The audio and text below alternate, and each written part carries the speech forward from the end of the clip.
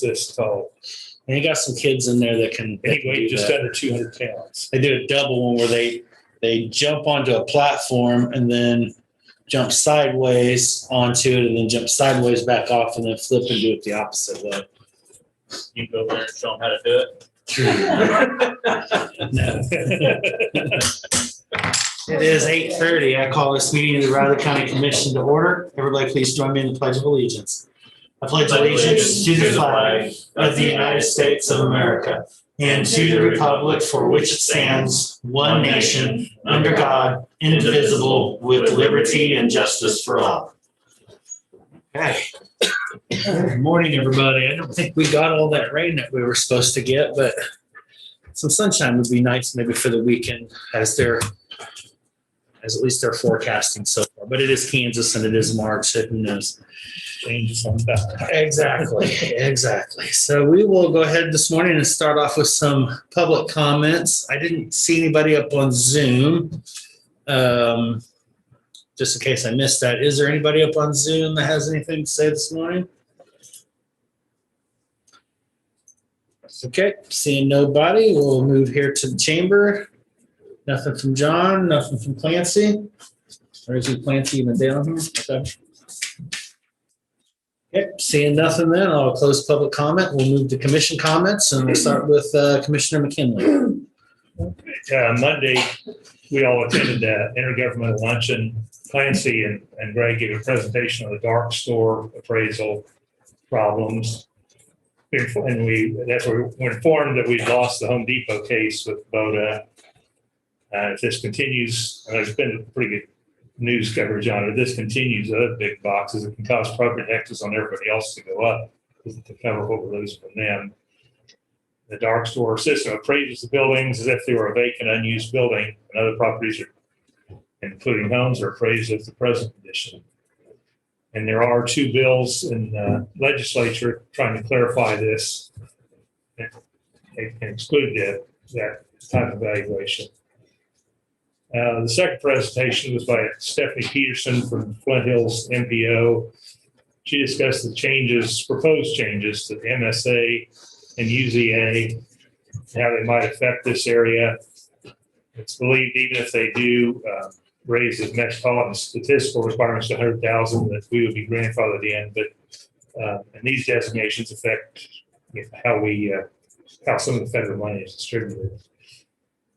She's keeping on top of that to find out what the changes are. Monday afternoon, I met with the appraiser, Greg McHenry. This had been scheduled a bit earlier. It wasn't because of the noon meeting. We had this scheduled. And I did discuss that dark store appraisal and how it affects property taxes. And he went over how appraisals are done for all types of property in the county, different types, and also just a chance to introduce ourselves. It was a very informative meeting. And Tuesday and Wednesday, we've been reviewing some information and questions regarding Health Order number 21, which I guess we're discussing later today. And finally, a day late, happy birthday wishes to former Commissioner Ron Wells. That's it. Okay, Commissioner Foki. Okay, well, you said it well as far as Monday. I attended the intergovernmental luncheon also, so I wouldn't say anything different from what you've reported, except that dark store will have just such a devastating effect on many of our programs and our taxpayers in the county, both residential and commercial. So I think we really need to lobby our representatives in the state Senate and legislature to get that passed, so we won't have this come up again. Tuesday, I did have an email inquiry about the intersection of Highway 113, Tunnel Creek Boulevard. So you probably all saw that, and our Public Works Department handled it very well. But I started checking with, and I hadn't received any responses from that K113 study. I've been trying to get a hold of them, and then I talked to Cindy, and she checked, and apparently that was completed when it was completed 2 years ago. So the committee doesn't exist anymore. So I'm short a community assignment. So if something comes up, I would be happy to take one. I know that's on our radar on the MPO.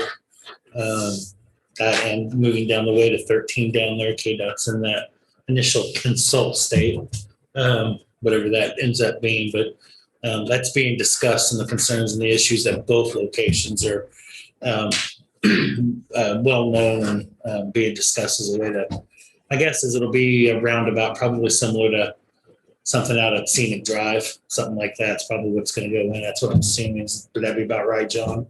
That's my guess. Yeah. I think that's what they're.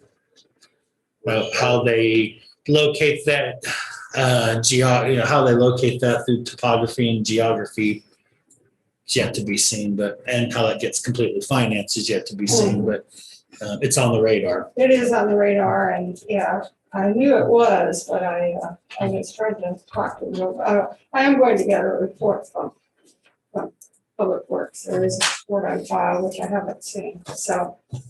Anyway, let's see, I am on a personnel support committee at the church I attend, and it's been really a pretty good insight for me as far as learning personnel issues and things that can happen, and especially in a nonprofit situation.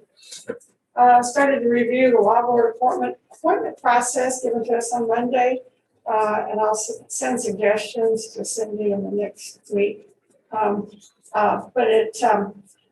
After further thought and thinking about the volunteer process, I don't think it would be a good idea to have a public interview. I think it might really discourage possible volunteers from submitting their application. So that's something that I had to think about, and about how we work with volunteers. And I know it's a very important board, but I don't think the public interview process would be a good idea. Anyway. Wednesday, I had several personal appointments. I'm going to have a scheduled surgical procedure tomorrow, so I will be out of commission for at least a couple of days. So anyway, I did follow up on emails and calls that I've been receiving on the upcoming scheduled Q&A town hall meeting that I'm going to be reporting sometime this weekend. And so I'm getting quite a bit of response. It's really that we're going to record that and it will be submitted on the YouTube channel, county. And then that's about all I have. So, Just want to clarify, are you going to be here Monday? yes, I'll be Okay, here you'll be Monday. here. Yeah, Okay, I'll just be want to here. be sure. Or, if you send it. If you can, just give me a call. No, I'll be fine. Okay, well, Monday for me, I guess also attended the intergovernmental meeting. I guess also moderated the intergovernmental meeting. Might be the better way to go with that. I won't go into too many specifics as the other two have on that, but I was extremely disappointed to hear the outcome of the Home Depot case and the implications, not just on that, but the other cases of 18, 19, 20, and 21 that could impact some things here locally as well. Stephanie did a good job putting that presentation together. She did it really on the fly. I called and talked to her last Friday and said, hey, this has popped up on the radar. I know you sent us some brief information about it, but it seems to be some misconceptions and misinformation. Maybe we can get on the schedule Monday to clarify some things, at least in the short term. It's going to be a conversation that we'll consider. We'll probably have a follow-up discussion on that one somewhere down the road here as we get closer to the actual census numbers in the September, October, whenever that is. So be thinking about that.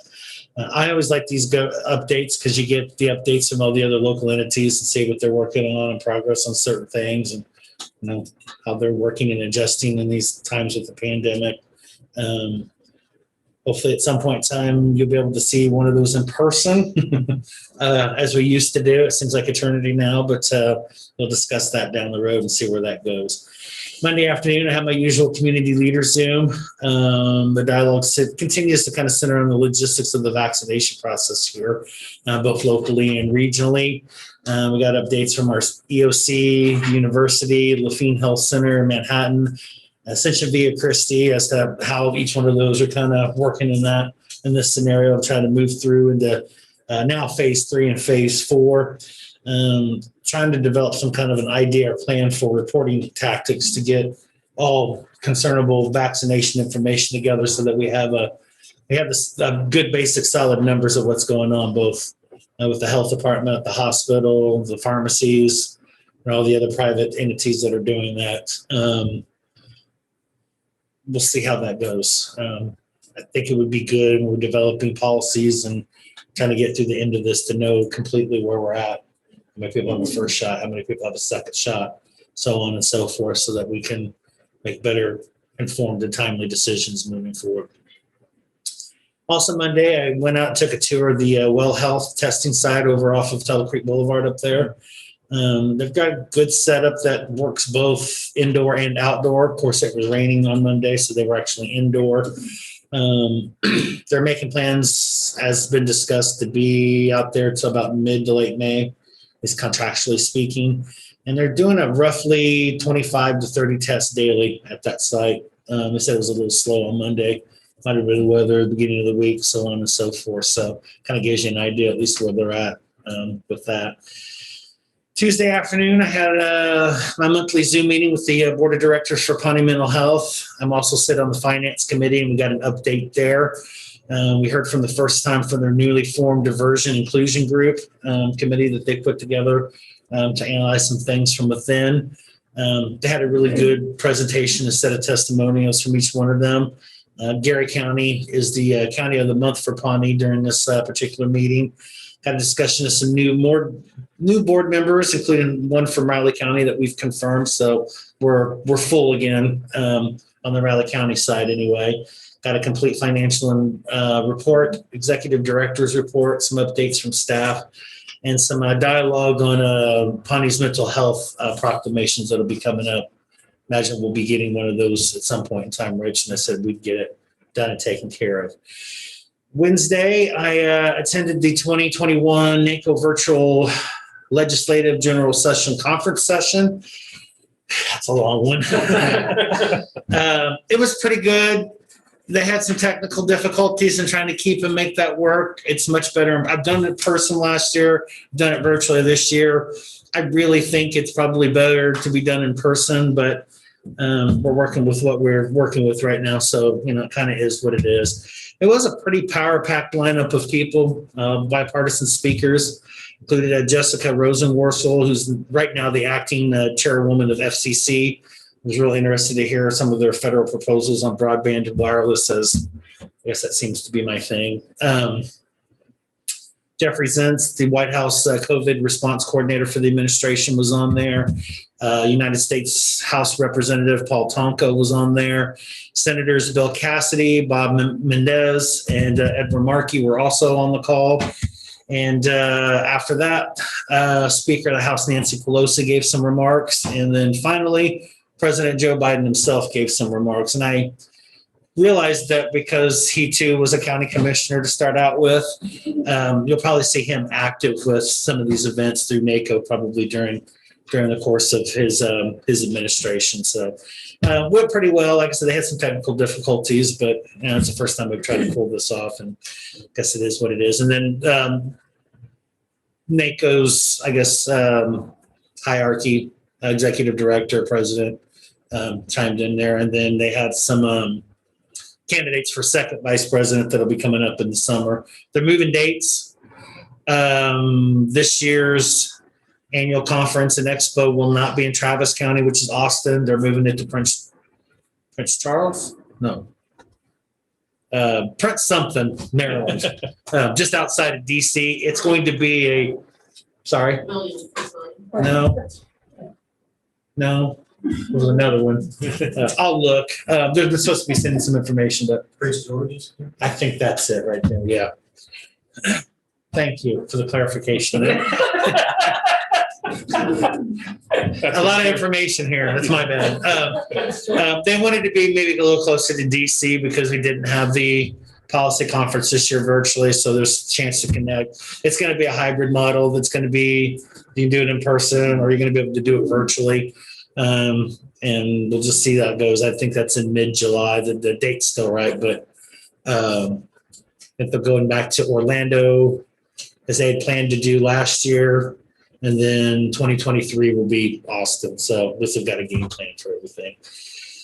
Lastly, for me, last night I did attend the Council of Foreign Affairs' latest teleconference presentation. The guest speaker was Betsy Stevenson. She's a professor of public policy and economics at the University of Michigan.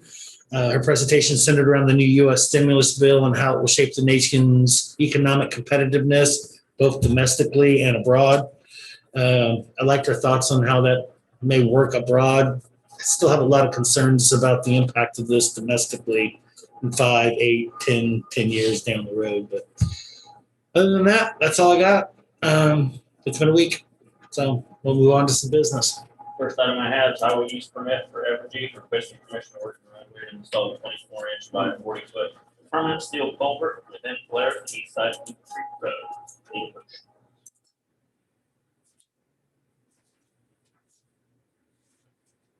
I move to approve the highway use permit for Evergy. The work as outlined in the permit. Second. Okay, it's been moved and seconded on the permit for Evergy. All those in favor? Aye. Aye.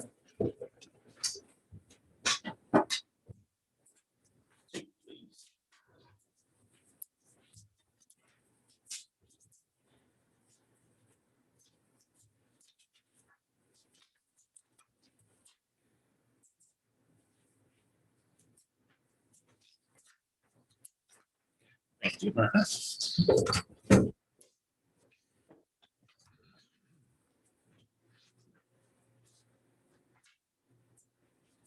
Next, I need, we have the half-ton pickup truck bid recommendation. Need a motion to approve or deny.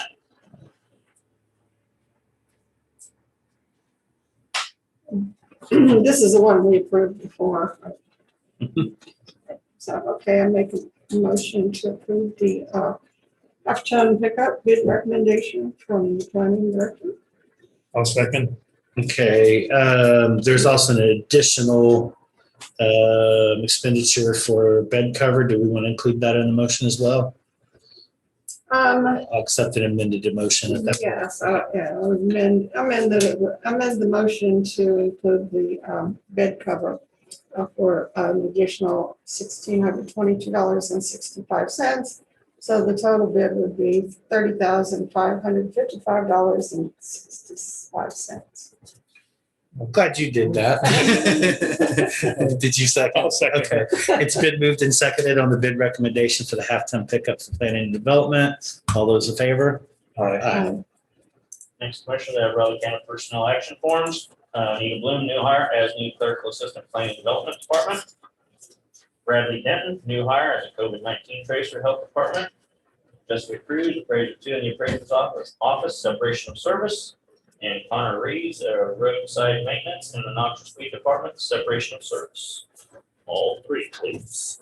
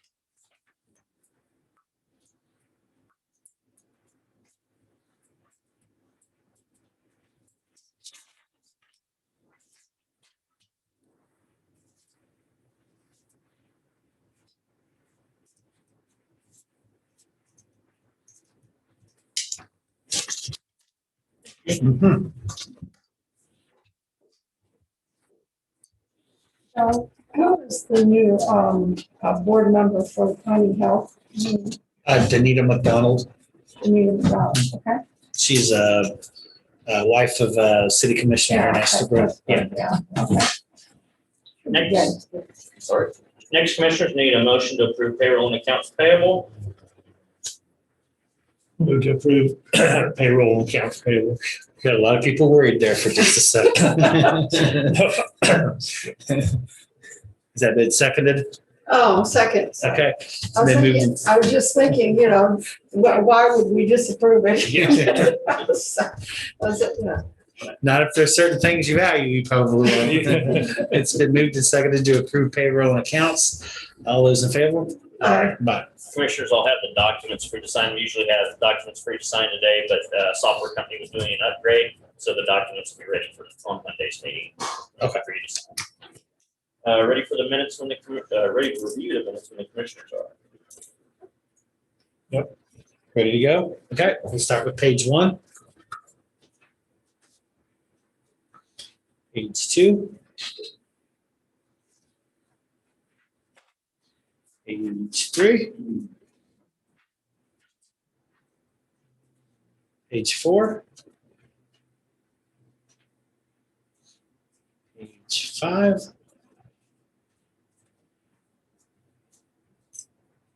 Page 6. That's kind of short. I make a motion to approve the minutes as presented on March 22nd, 2021. I'll second. Okay, it's been moved and seconded to approve the minutes. All those in favor? Aye. Tentative agenda book, commissioners. Good. On April 1st, Mhm. I have a 12 o'clock dentist appointment. Mhm. So if we can maybe not stack it too deep on that date, I'd appreciate it. The last item I see on there was Ron Fear. It's usually about a half hour or so.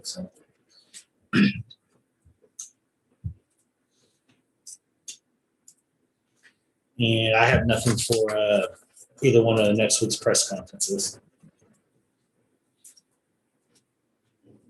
I don't at this point. Okay, next commissioner, we have John Ellerman at 9 o'clock. Okay.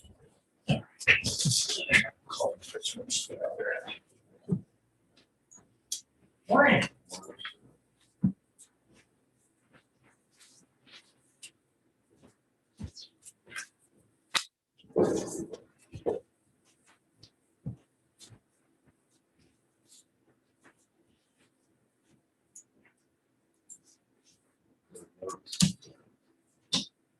That's Gary. Good.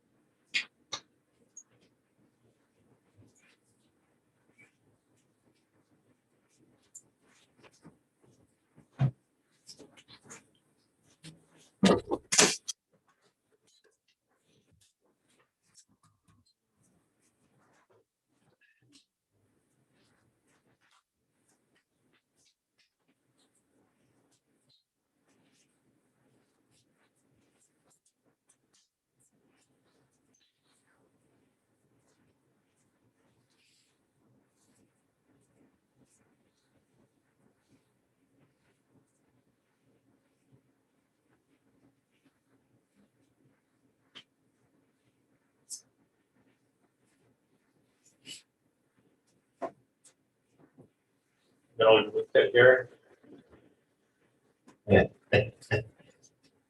Well, got a lot of potential. I'm still picking up the trees I had cut down last January. I got a lot of this last weekend. Pick up load. Good old. Load on the truck and 3 logs sitting next to the splitter. Yeah, I've got a lot of logs next to my splitter.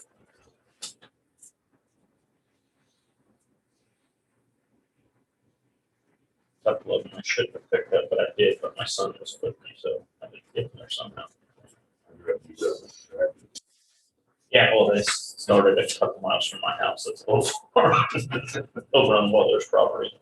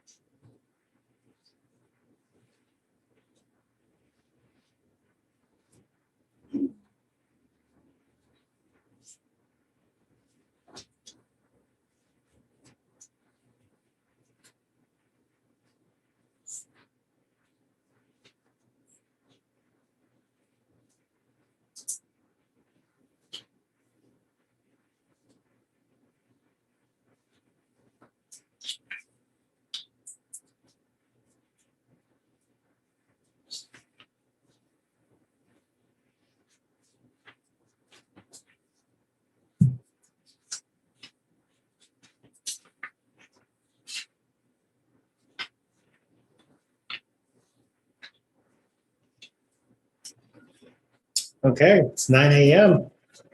Don, Gary? Gary's here for emotional support. That's what he says. He probably times he's probably here. John Oliver, Public Works Director. Have memo here. We talked about the Road and Bridge Advisory Board was formed in 1997. First meeting was in September. At that time, the Road and Bridge Advisory Board was charged with studying and prioritizing road and bridge needs in Riley County. Their goal was to develop and to sustain a road system which will enhance the economic, social, and educational growth of Riley County. They're also charged with exploring potential funding sources for recommendations to the county commission.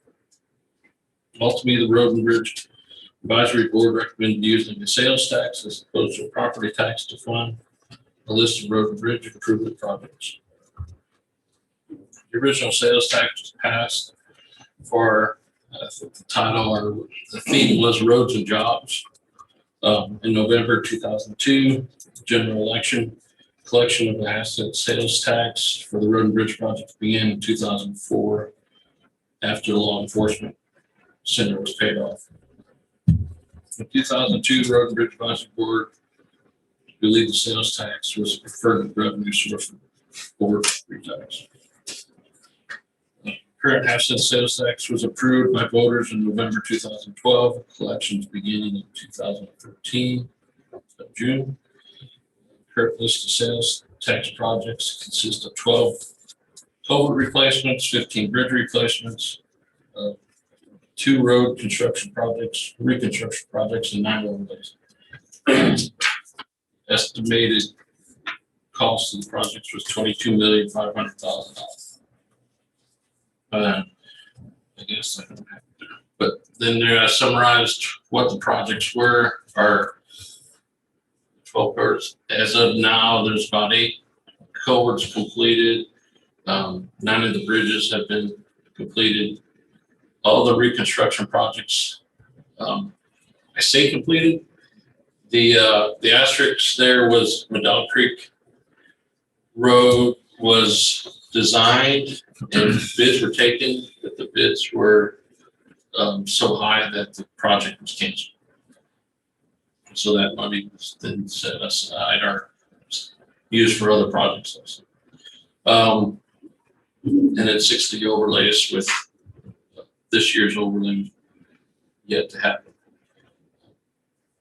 Total money expenditures on the project completed and designs up to date, 14,505,000.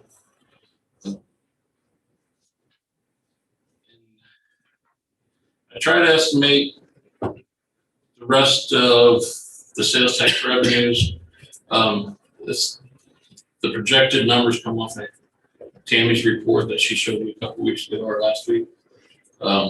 So we should still be with a balance of about $7,472,000 left to collect. So county has a tremendous impact on the county. The approximate $22 million of sales tax revenue is being used to improve the outdated deficient county infrastructure while controlling property tax. I did include the list. I think you've seen most of that list before the Tammy's report. The highlighted projects were those completed. I did highlight Peach Grove Road culvert being completed. However, there's still some, probably one more final pay estimate due when the seeding and stuff is all complete.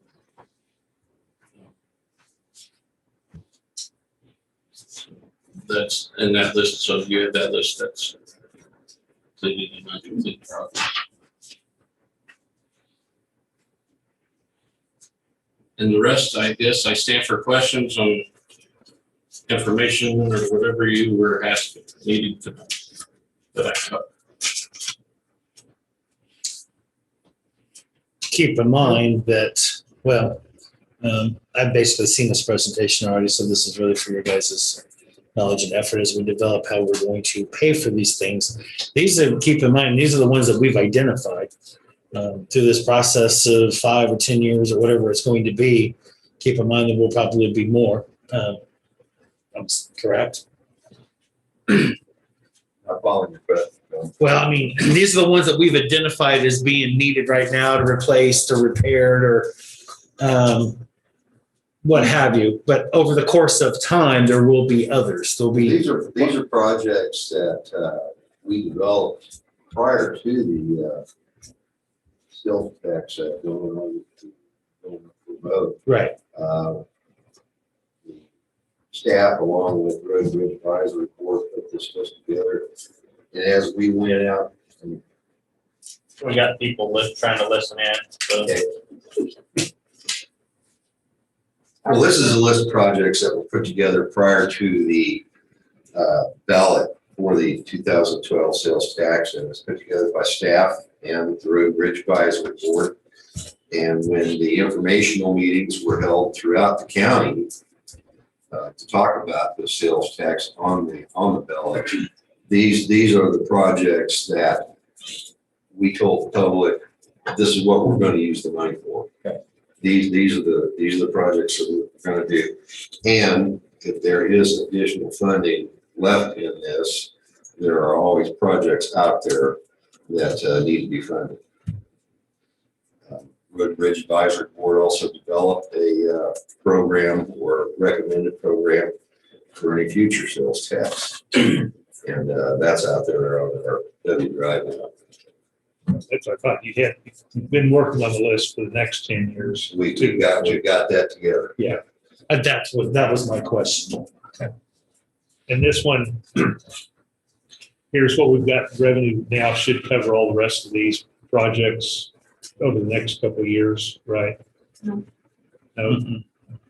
It's all gonna depend because all those costs, Oh, I know, it's all estimated, they're all estimates. So if you look if you look at my report, you can see that a large number of them do come in a lot higher than we originally estimated. And a lot of that's due to timing because the estimates were at the cost at that time, and then they may have Like 10 years changed or later. it may have deteriorated more by the time they actually get to the project. So the costs will probably far outweigh what we have sitting there at this point in time.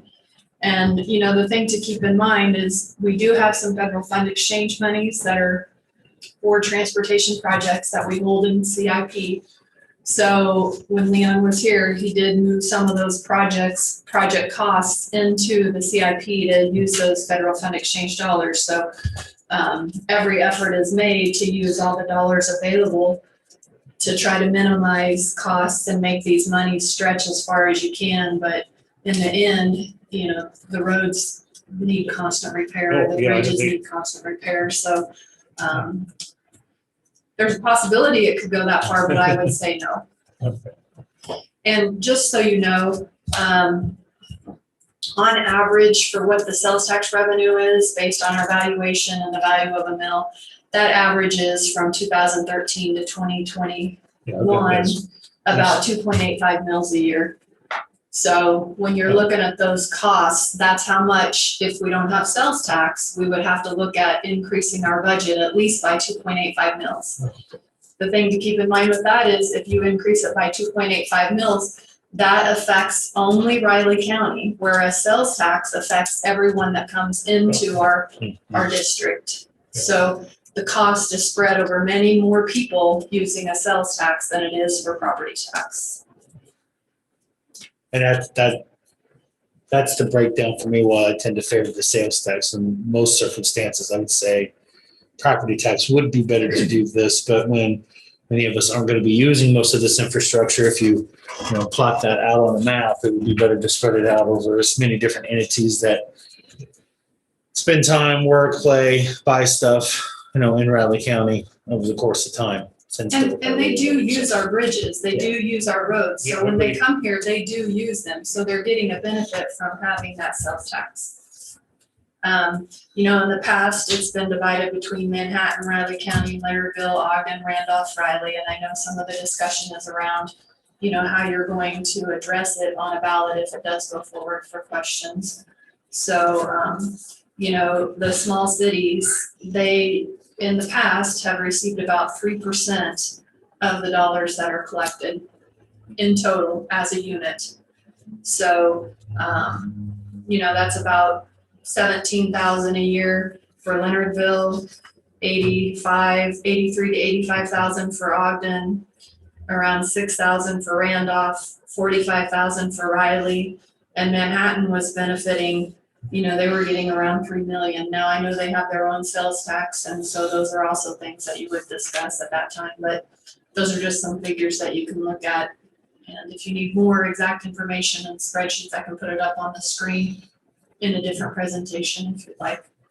Now, I have a question about, the project costs is, we're talking about, they a lot of times are a lot more expensive for the project based on what we've estimated. Well, Do you have any kind of a percentage that we can build into estimates in the future based on timing? Well, that's all going to depend because you see the number of projects. So it's really about when they actually get to the project. And nothing is definitive on the ones they identify by year because sometimes something happens where it makes a different one, imperative to get it done at that time frame rather than waiting where you might have actually thought it would come in later. So, we can estimate, but It's tough to estimate that kind of thing. yeah, and Yeah. I mean, just looking at wood, I don't know if you followed how expensive wood became over the COVID, because people were out there building decks and doing things because they were just at home.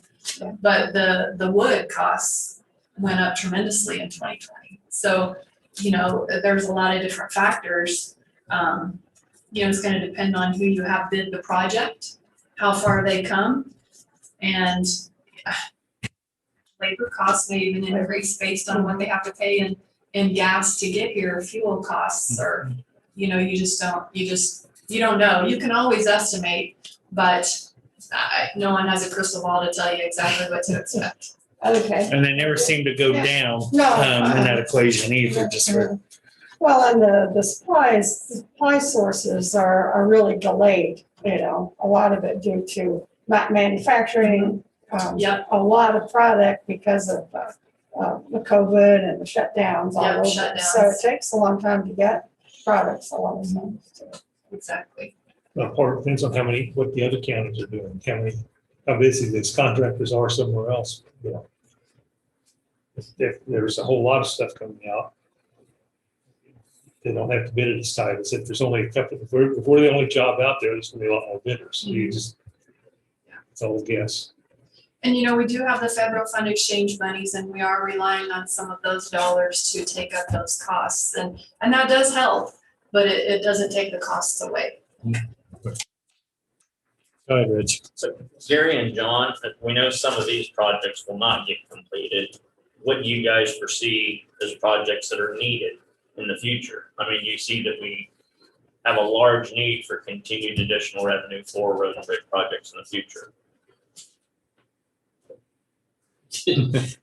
Thanks. There's your emotional support. Yes. I think back in May, I found a presentation Leon did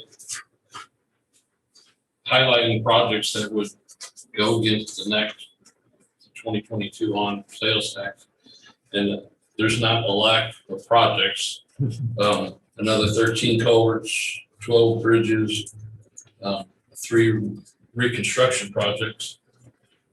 Overlays need to happen every year just to keep what we have up to date, up to standards, or keeping them in good shape. With 130 bridges and Climate. and more, a whole lot more culverts than that's there, you know. They're all built in 20s, 30s, 40s. Some of them are earlier than And that. if not before that, they're all desperate need of replacement or rehab or some sort. So yeah, there's always going to be for the near future some projects to be. Well, I'm looking at the, the information we received on the, like if we do propose a new tax, sales tax increase. The one that I'm looking at, KSA 12187B, that authorizes us to do a sales tax initiative levy. This one says it expires in 5 years, where the other ones are 10. So I'm wondering, we're planning to hit 10 years, but this says we can only collect for 5 years. So how are we going to handle that? Continue to put initiatives on the ballot, or Yeah, and we have to do it every 5 Every years by 5 years? statute, yeah.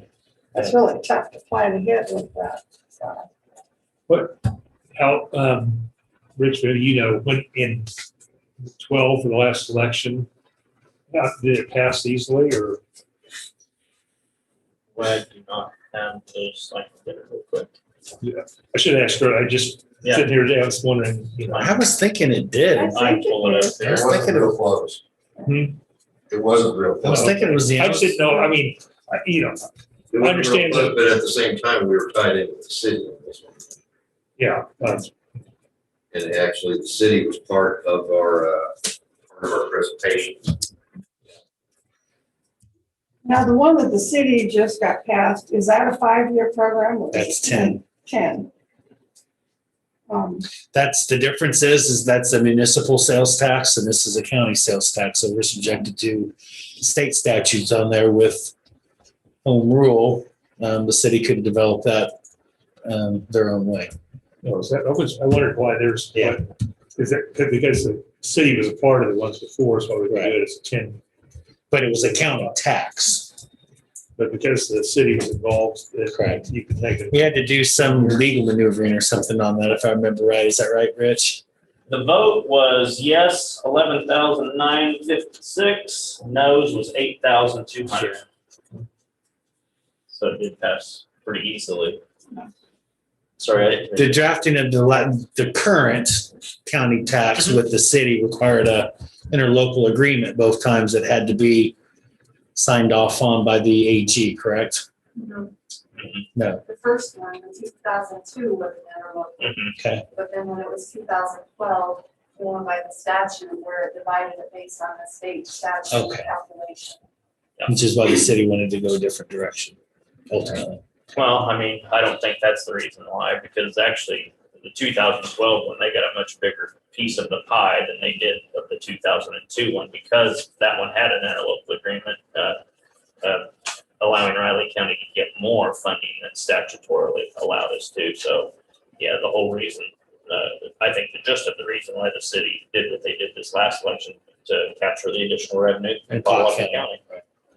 And that way they got all of the revenue and didn't have to share it with anyone.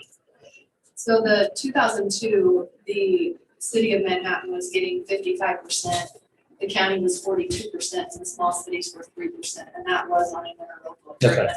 But when it went to the state statute, then it popped the city of Manhattan up to 62%, Riley County to 35%, and the small cities at 3%.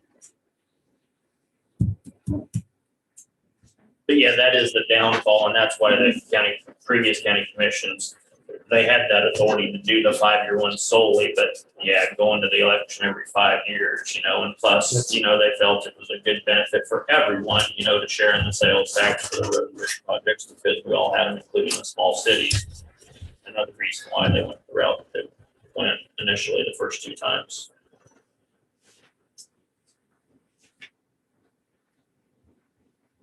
John, I think at some point in time, probably fairly soon, it'd be good to re-show Leon's presentation on projects, additional projects, since we have 2 new commissioners.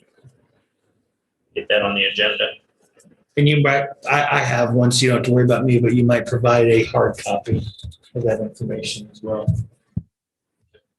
No, if there was I'll look for a presentation. Yeah, there was. A slideshow. There was a presentation, because I gave it. He did. Here, if you could get on the agenda again. Do it again. Okay, I can make copies for later. I have a copy. It is out on Debbie Drive under commission presentations under public works. I think it's good for the public to see it too. Yeah.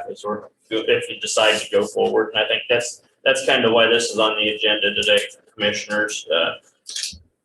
Because at least one commissioner has mentioned about possibly putting it on the ballot this November. We're on a short timeline educationally to get something on the ballot. As long as you let me know by September 1, I get it on the ballot. But the thing is, you have to do a lot of public education if you're going to make this successful. And so that's why the discussion is now, to see if there's a consensus to move forward in that direction, or you guys need more information to make that decision. We'll do whatever you like. Well, also, I'd like to see it resolved before we get into the budget, too far. And That's going to take up so much more time. I'd like to get this. and keep in mind, this is Before that. technically the one that we're starting to work on in the last budget with these dollars in mind. Yeah, there's. Next year's budget, we'd have to start figuring out kind of how to fill in those gaps. So it would be good to have that this year done. And then when you go into next year's discussion, you know where you're at one way or the other. So it has been generating just over $5 million a year for the road and bridge housing. And of that, Manhattan has been getting over $3 million, and Riley County has been getting about 1.7 to 1.8 million of that. With the rest going east, it's just a few $100. Now, since the city has our own, when is the city, the one that they just passed, when does that take effect? When ours ends. Okay. Doesn't help.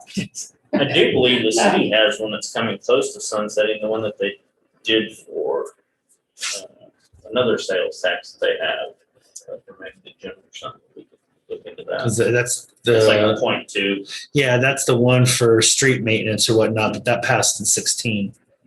So that was 10 years. So, well, I mean, yeah, if you want to be technical, it's getting there. Yeah. I mean, that was part of their reasoning why to pass it, because this one's about to sunset. So that's part of your spill, on that one sunset, so our rate will only go up to this amount or may not go up at all. Well, I mean, if you focus in on what the dollar is and what that equates to actual tax of point whatever, 0.2, 0.3, whatever, keep in mind on the rural end, that'll go down. Sales tax would go down 0.2 or 0.3, depending on what that number is, but it would add on to the city because the city kept theirs at the 0.5. So it would provide at least some offset to the smaller cities in that regard, from a sales tax perspective. But I don't know how you put a formula together to keep those numbers in place. That's what it sounds like. There isn't a way to, there yeah, is. like that's why I told people up there. Yeah. And I've had to tell people in Ogden that's, Yeah, they have they're working on what's developing into somewhat of an unsolved municipal budget at this point in time. $85,000 in the grand scheme to all of us may not seem like a lot, but to them it's quite a bit. oh, I So, say, yeah, I mean, I know That's it's quite a bit of a loss. So whatever we can do to help offset some of that will help, but won't solve it moving forward. Well, and on this list, we have, there are probably some in there that are part of the city. So Well, that they're close to, they're close what to, we call the Manhattan urban area, That's what I thought, yeah, some of these go. The only one that I'm aware of that really impacts the city on this one would be the Marlette one there. Marlette. And that was a joint Right. that they worked with. Yeah. The city's portion, they paid us about 1.4 million for their share.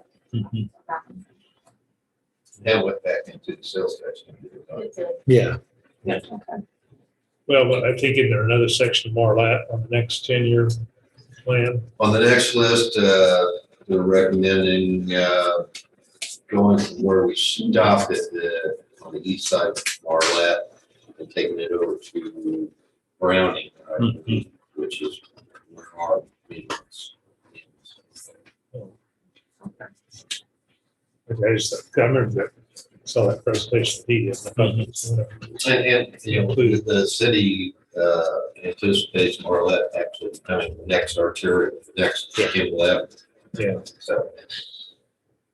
And they've come in, they've got some infrastructural needs of trying to get water from the north and south end and through that location too. But if we can get to that, we can get to that. If we have some other priorities first, we have some other priorities first. That's how I'm shaping it. But to me, this just in these discussions, this is a large knowing the direction that we're going for 5 years or potentially 10 years or whatnot is important to being able to make some plans and prioritize some of the things. If not, we've got to start with this and figure that out. So it'd be nice to have that off the board at the end of the year. Go ahead. Tammy, we talked about this a little bit. I'm not sure we know, but then how is this new revenue neutral going to impact our ability to add another 2.85 mils? Exactly. That will be. That's the problem you're running into with what the legislature is doing to counties commissioners is you won't be able to add the 2.85. You'll have to, if you want to continue to fund at the same level, you'll have to cut 2.85 mils from other areas. And tell me where you're going to cut that. Now, keep in mind, we cut 3/4 of the mill levy during a pandemic to put it in perspective, and that's what, yeah. Well, you can't, but you have to have a public hearing and a bunch, if you do want to raise it 2.85, there's a lot of hoops to jump through to get to that. And, there is a statute for road and bridge replacements. Bridge replacement, that authorizes a 2 mil increase in property tax. But I'm not sure if that would fall under, I'm assuming it'll fall under that. It may or may not fall into that. We're not sure about that part, but there is a statute out there that allows county commission to levy a 2 mil property tax for road replacements. being allowed to or not generally isn't the issue. It's Yeah. generally finding a commission that wants to raise the mill Right, levy raise 2 it. mils Yeah. or 2.85 mils usually becomes the issue. And by the time you get to cost, you're basically gonna need to round that up to 3. That's just the legitimacy of that. And that would be just for that. That wouldn't include the other things that you may or may not need to do on top of that.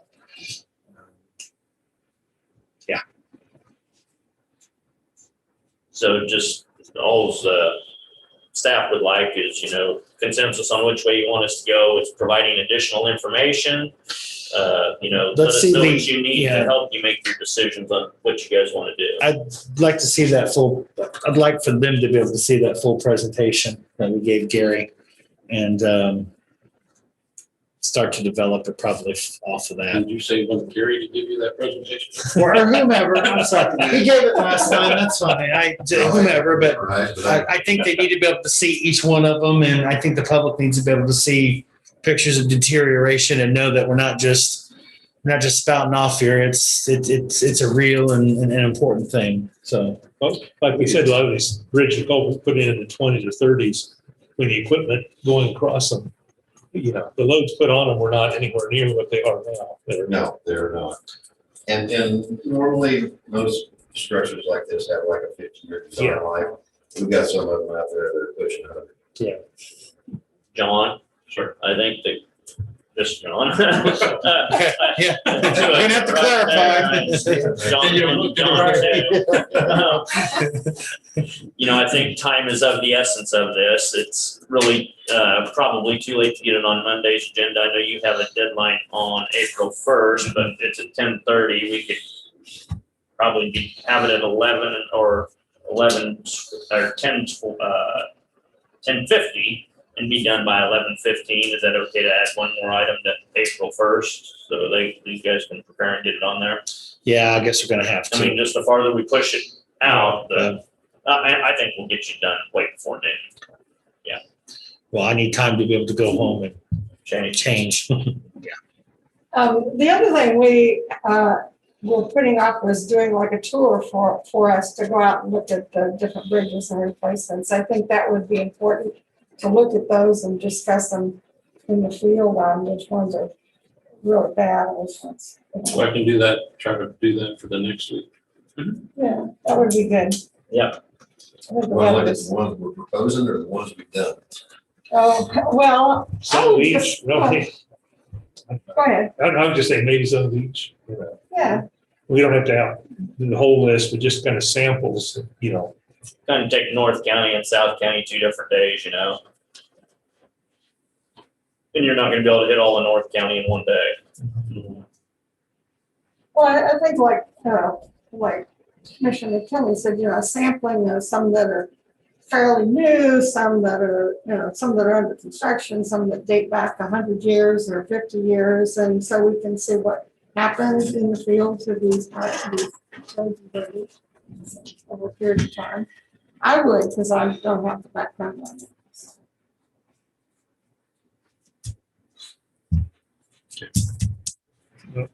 Unreserved vehicle.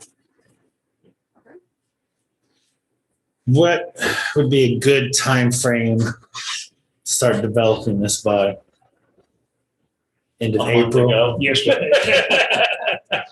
Gotcha there, but we can't undo what's been done, so we need to think about it moving forward. But I think we need to have a legitimate answer direction before the end of April. I'd agree. Okay, I'd agree. that's on the tax initiative. Right. Okay. And I think another great additional resource, if you guys decide to go that way that we haven't had before, would be Alice and helping us out in publicizing and education and Mhm.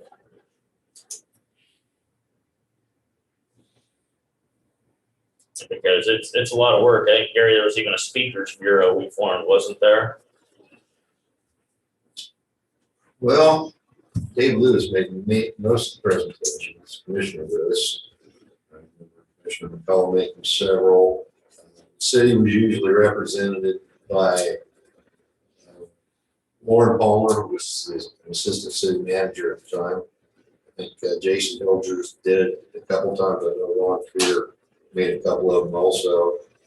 But yeah, we had a schedule laid out and it's made. We hit every city council meeting. Every Rotary Club, every, you name it, every Lions Club. club we could get a hold of Middle someone. Water. I mean, usually there's at least a couple every week. Which we'll have to look at a different approach under the circumstances this year, but I'm sure those groups are still meeting probably via Zoom, so we could get on there still. I know the Rotary Club has started meeting in person. Yeah, things are opening up a little bit more, but there may be others that aren't. I think there'll be more of those opportunities as we get to the end of summer and Through something, yeah. then fall, as we get closer and closer to a November date. But it'll be key to get, this one will be key to make sure to get to the cities because you have municipal elections this year. And that's where the most of your voting base is going to be for this.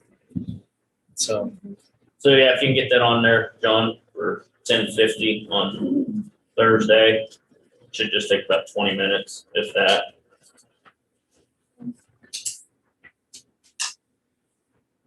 And schedule that tour, and commissioners, if you guys think of questions you have, let us know. Staff will get you whatever information you need.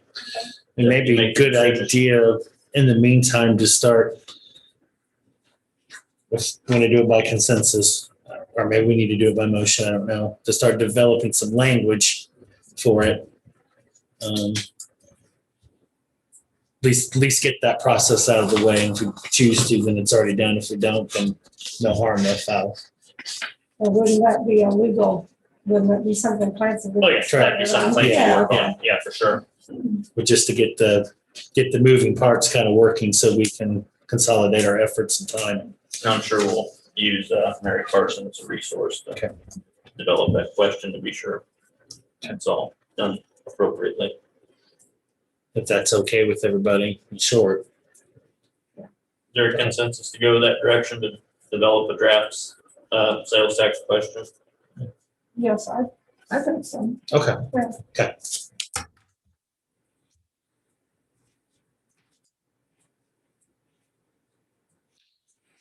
Okay, well, if there's nothing else, then we'll get ready for Kevin here in just a short moment here. Thank you, everybody.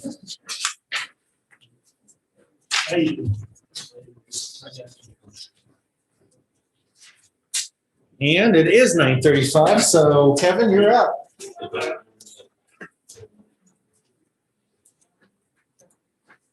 Morning, commissioners. Morning. We're still taking our masks off at the podium. Yeah, sure are. The rules, I never can keep. See the sign? There's a sign right in front of you. Yeah, there's your sign. We may need to make that more visible, apparently, because nobody's catching My eyes. So. Some people. Nobody's catching it. It's been about a month since my last staff update, so I'll provide you with the happenings in ITGIS in the last 4 weeks or so. Obviously, as a lot of departments, a lot of our works remains focused around the COVID relief effort, vaccines, et cetera. We have got with all the department heads, or I have, and got a response on all the department heads that would like to continue some form of work from home, which requires some licensure. That's the splash top license we talked about. Everyone's replied, and we've done as they asked. So from an IT perspective, we're prepared to continue to support remote work as long as the department heads and the commission choose to allow it to remain in place. So that is ongoing. I'll update the commission that I've begun the interview process for the bank and IT technician role. We've had a couple of Elizabeth's done a good job getting us some qualified applicants. We've had a few interviews. In fact, I have another one 10 here. So we'll hopefully have that role filled very shortly and be fully staffed in the ITGS department again. Going on down the line, as I brought to the commission some time ago, and we discussed last time, we did go ahead with the contract for the vaccine scheduling software, RSVipify, and that has been put into use since my last update. They're actively using that to notify people to there's a notification process through Everbridge, but then they can go out to their website and sign up for vaccines. So as far as I'm aware, that process is functioning well. That's something that will probably I mean, obviously, this would be it's mostly a health department thing, the scheduling part of it.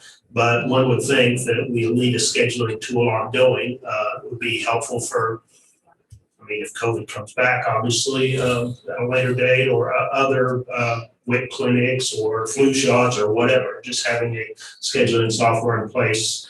And it's like a lot of things, once we put something out there and people get used to it, it's becomes the new norm. So I would assume we'll probably want to keep moving forward with that scheduling software in the future. I am working with AT&T. This has unfortunately been a long ongoing process, but to get a better network connection out to our transfer station. A lot of money goes through the transfer station, I know, but unfortunately they're in an area where the telecommunications circuits are not very adequate. So what we have now works, but there's outages now and then, and AT&T's pretty well said that's a dying technology. So at some point here, we'll be bringing something to the commission about upgrading that service to fiber optic. And it's not about the number of people out there. There's not that much need or demand. But what it is the need to have that service up at all times because they make credit card payments. As you all know, more and more people don't use cash anymore, they use credit cards. So we need to have that credit card machine up and available whenever the transfer station is open. So more to come on that one. We'll talk a little bit about Zoom and the board. If you've noticed, there is an additional microphone that's been added to the system here. Two. Yes, sir. There too. Yeah, we got the one here, the two there.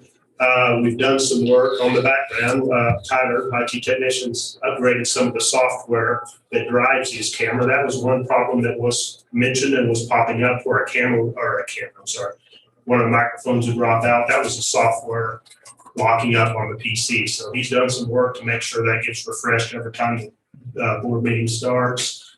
Frankly, the audio quality sounds good to us.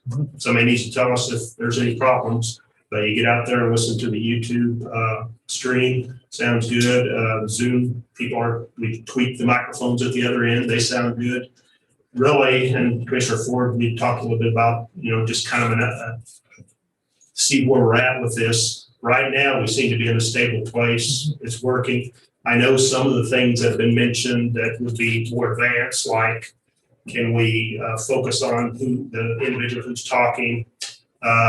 Can we display the documents on this YouTube channel so people can see them, all that? That's all possible. That, frankly, in my opinion, would take a moderator. So right now we come in, we kick off the Zoom meeting. As you know, we pretty much have a process down where unless there's a problem, we come back and shut it off later.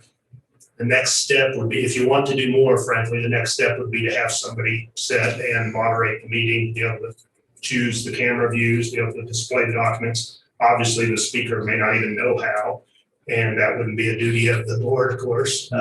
So that's kind of where we're at with it.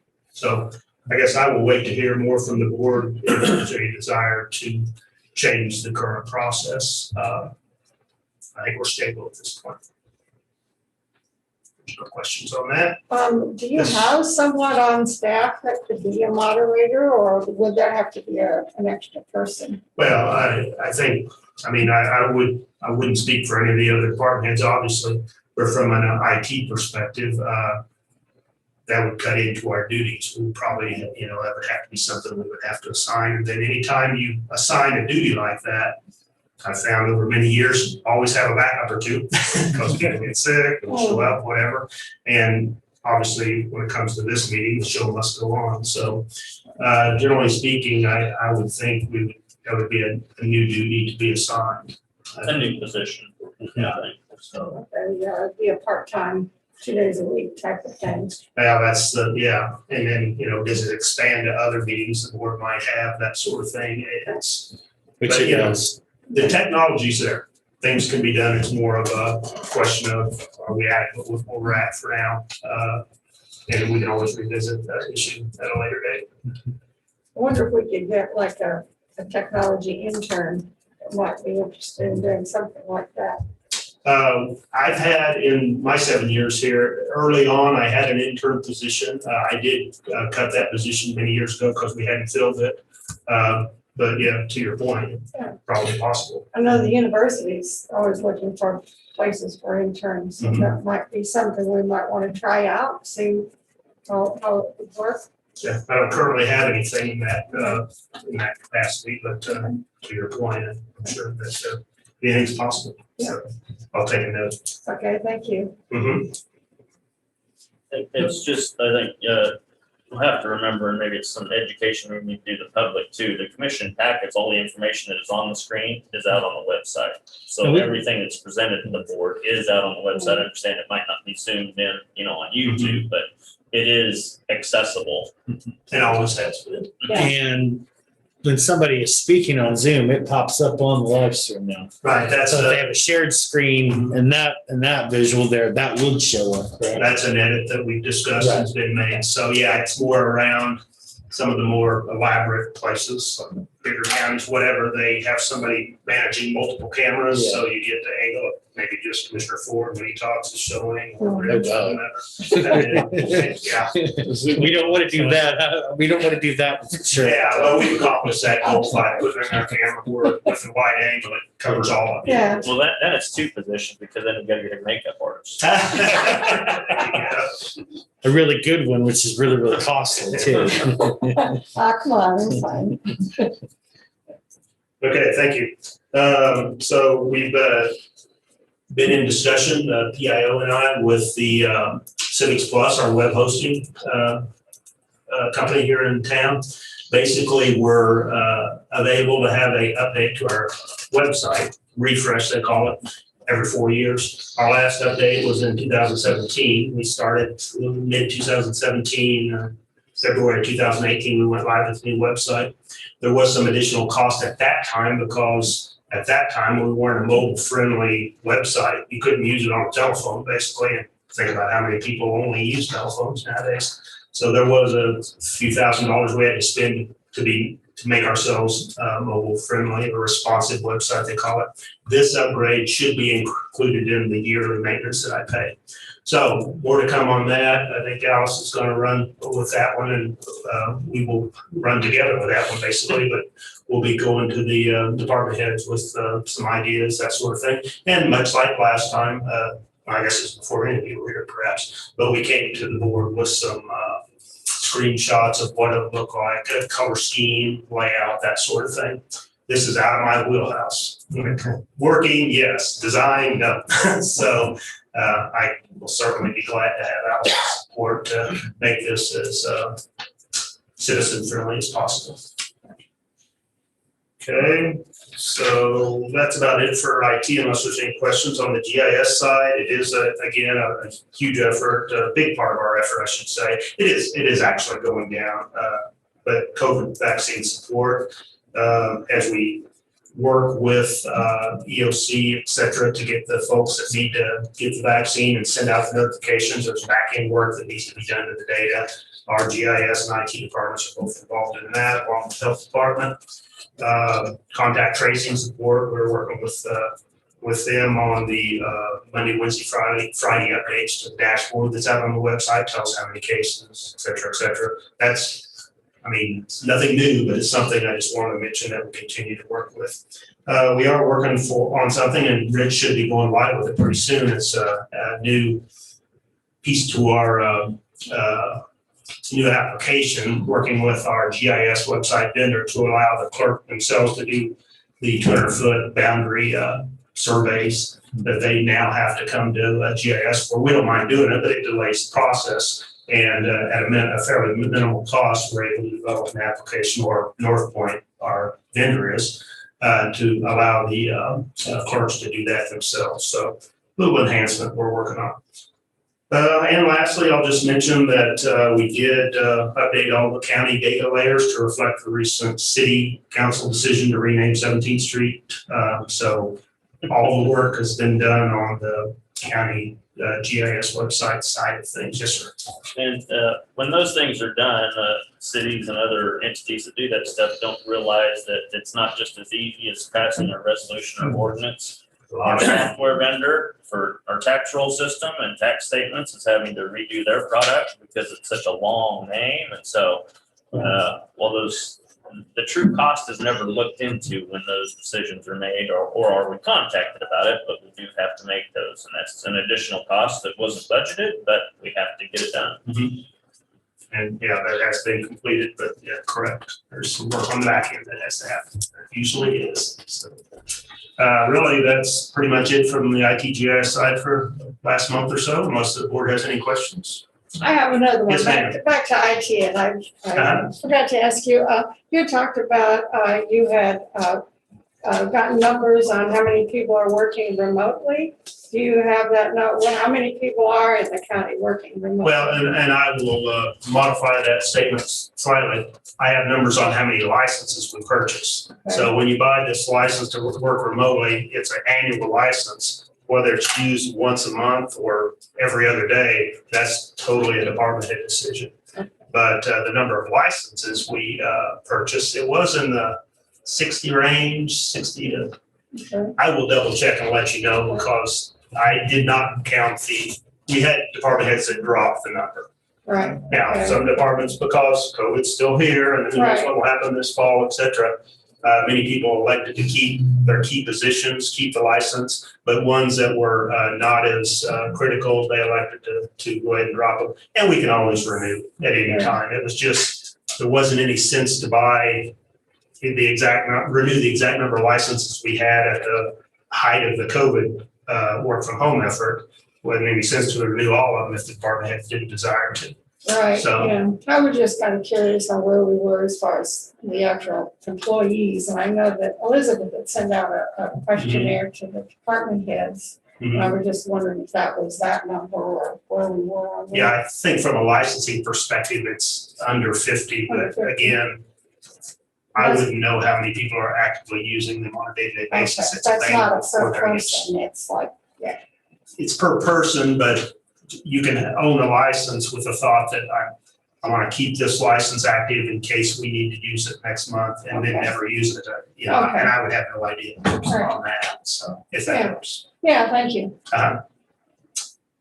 All righty, anything else from ITGIS? No. All right, I appreciate your support.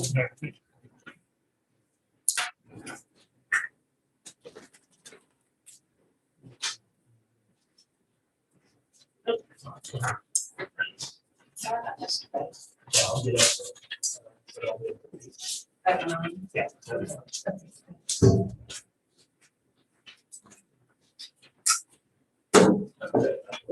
Yeah. Yeah, that works.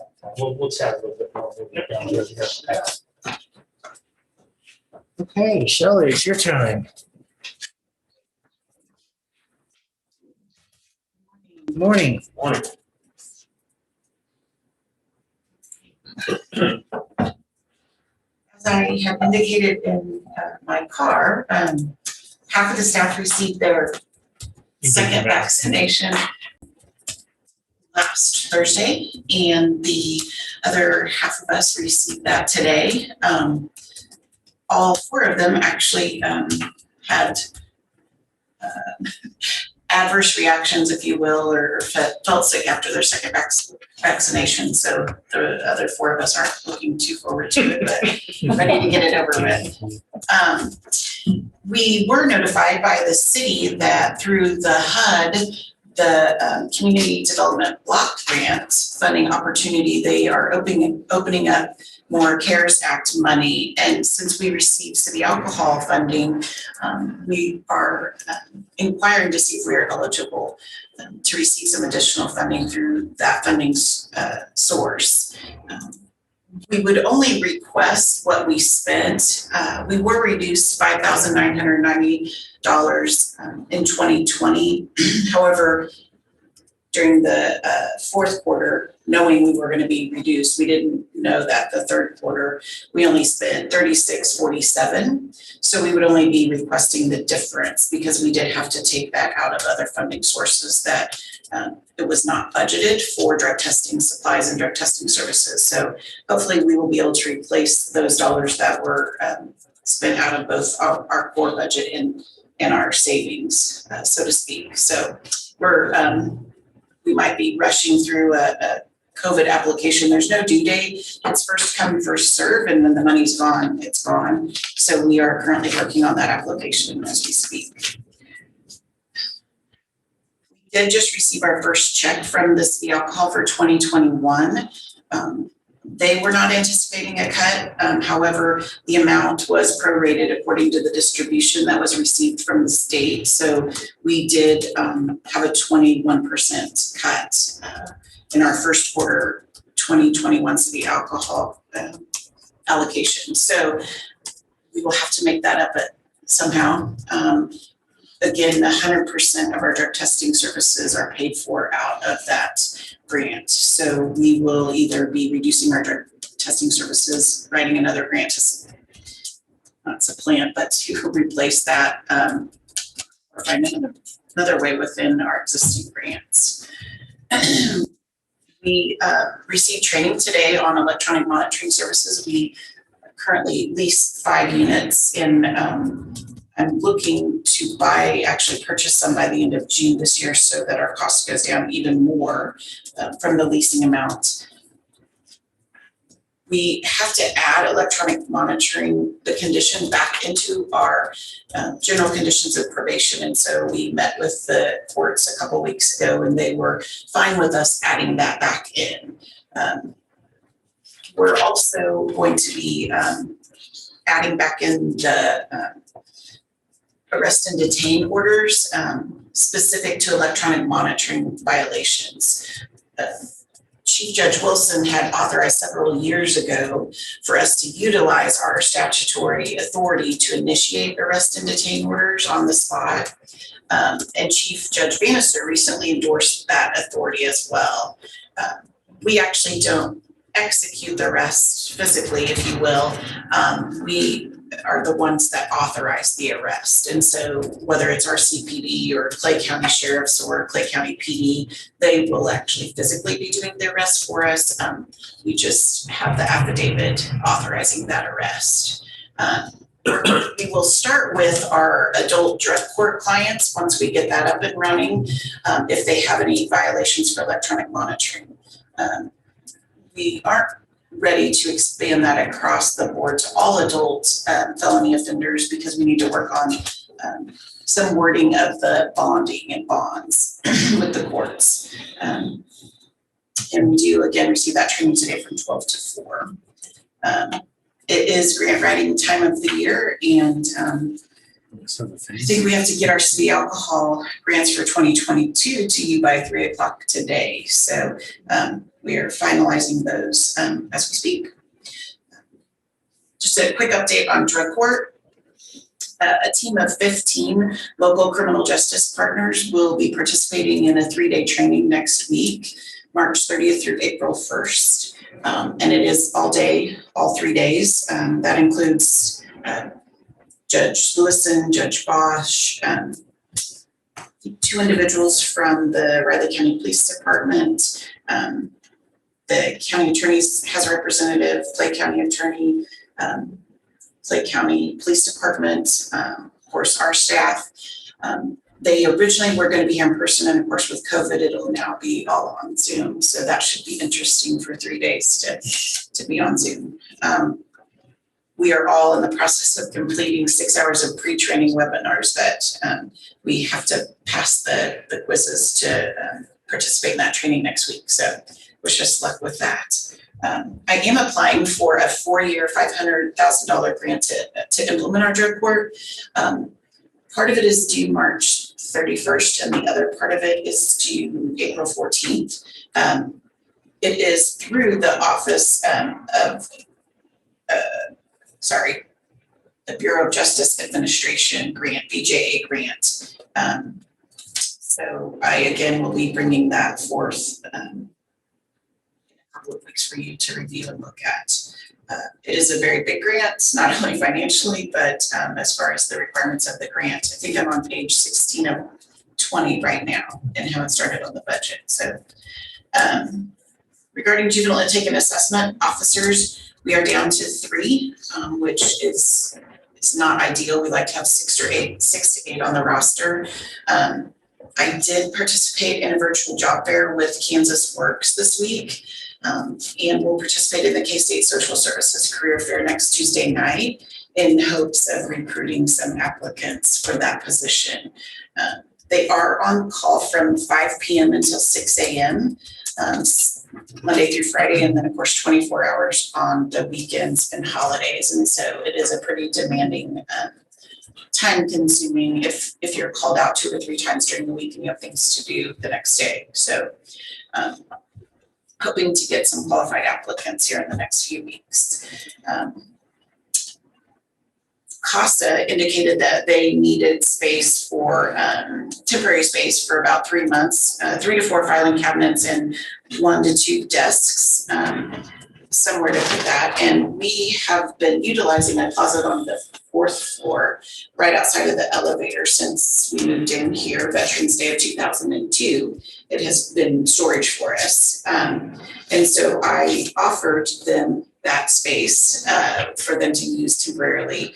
Otherwise, I would anticipate they would have to rent somewhere, and I know that their funds are tight as well. So just wanted your feedback or your blessing, your permission, if we could temporarily relocate our storage items, which consist of filing cabinets and some bicycles for our offenders in the at the back of the 3rd floor break room, which sometimes when we have things painted or different things throughout the county buildings, it seems that does end up being, storing some miscellaneous items. So wanted to get your thoughts. I did notify all the department heads in this building, and I've only heard back from 1, and I'm hoping the other 2 today, just to make sure they were okay with it as well.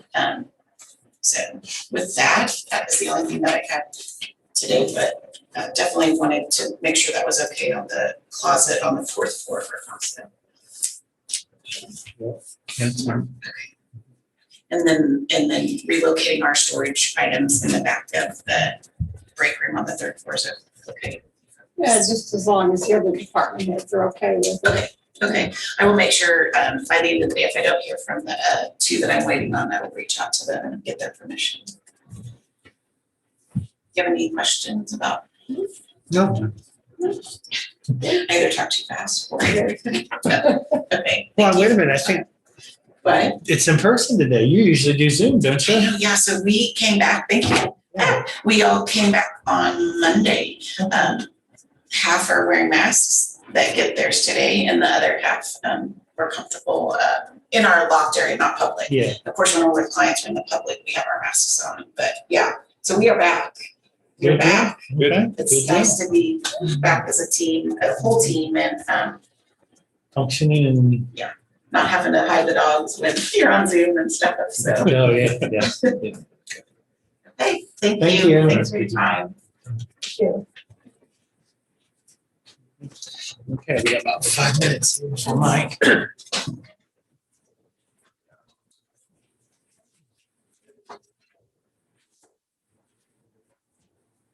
Morning. Sir, how are you? Good, how are you? Good. Morning.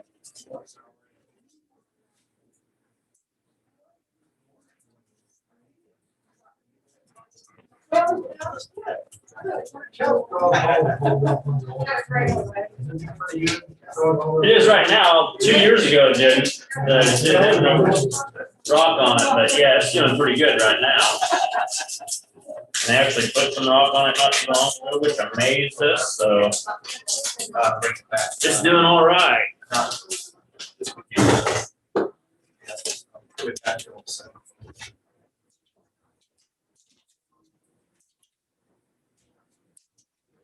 Roast doing. Good. Thank you. Go out there yet? Yeah, I went out there to set up many fewer phones now. No, it's nice, we don't need as much.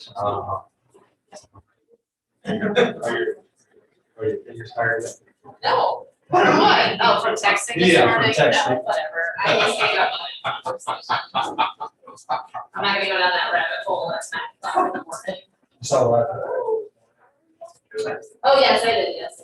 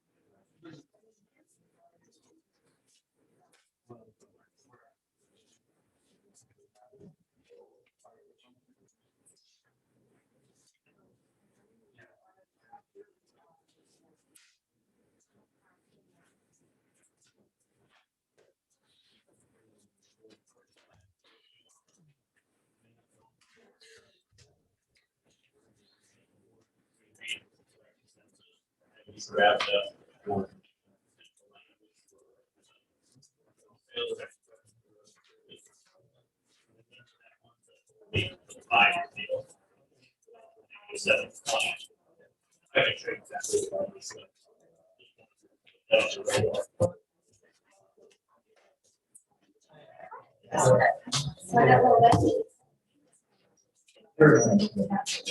That's fine, no, I was just waiting on she's like a thousand. Let's do it. I want to get over here.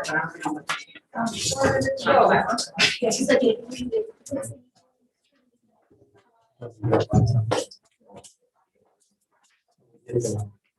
Was there one on there or? You add it first? No, yeah, this one. Okay.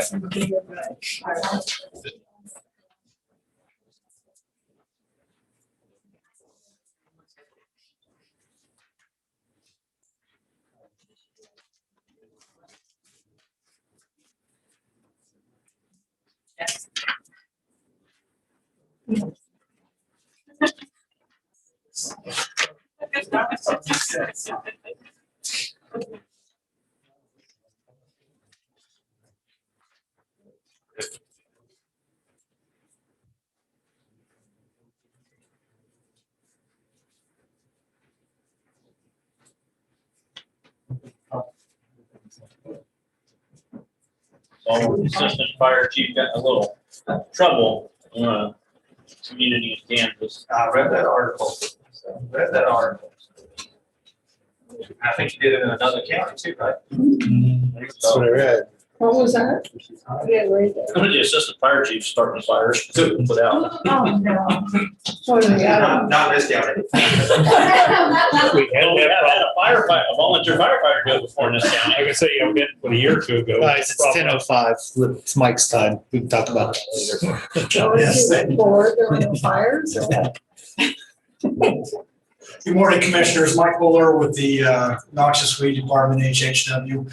I'm kind of triple booked this morning. I had only one item, and then as things unfolded here, I managed to squeeze 3 items in here in 10 minutes. So with that, we'll get started with the first item I have is we did receive our bids back on our 1.5 ton pickup truck. And those bids came back. We received 2 of them. One from Robbins Motors and one from Shawnee Mission Ford. Shawnee Mission Ford tends to be the dealership that gets the state contract on a lot of these and probably with the front runner in getting the bid. But I'm happy to announce that Robbins Motors, a local company, was actually the low bid on this particular vehicle. I have 2 options up there. The second option is as we went over with Brady, the sales manager out there, there were a few items that did not get included in the bid. One of those is a full-size tire, running boards, floor mats, and splash guards on the front, which brought the total bid to $37,684, which is again fairly significantly lower underneath the Shawnee Mission Ford bid. So I'm coming before the board today recommending that we move forward with the purchase of that vehicle from Robbins Motors. You got all those extras for like $800? Yeah, Yeah, that's due. Remind me to reach out to you next time I need a truck. Yeah, if we could all go through this day. Yeah, Usually gnats are about $800 up just by themselves usually. Wow. well, in Robbins Motors it was very competitive in this bid, and was happy about that. He says about 1% of his bids he put out that he only received, so he was pretty pleased too. So turnaround on the truck. These large trucks are a while. By the time we put our purchase order in, we're probably looking at 3 or 4 months to receive the truck. With COVID out there the way it is, however. But that was my first order of business. My second one is. We need to make a motion. Yeah, sorry, a motion on that. What, excuse me, make a motion to approve, the bid from Robbins Motors with the option 2.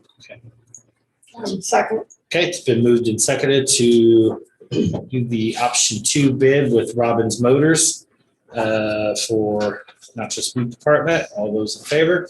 All right, all three, please. Thanks, Mike. You can go ahead since you're pressed for time. Okay, thank you. While we sign. The second item is going to be a purchase request. This is a annual deal, reference our herbicide purchase that we buy every year for cost share and also for the herbicide that we use at the county on our county roads.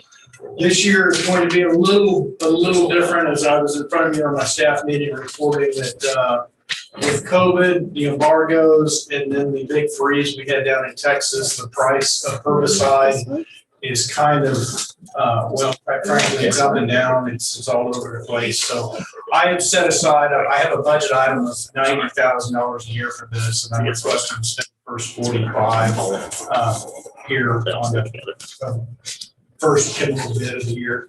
The way this happens is the companies bid our herbicides that we use, and then they honor that bid price throughout the year because I order throughout the year. And so I don't come in for the board every time that we place an order to re-up. So the first order should be around $45,000.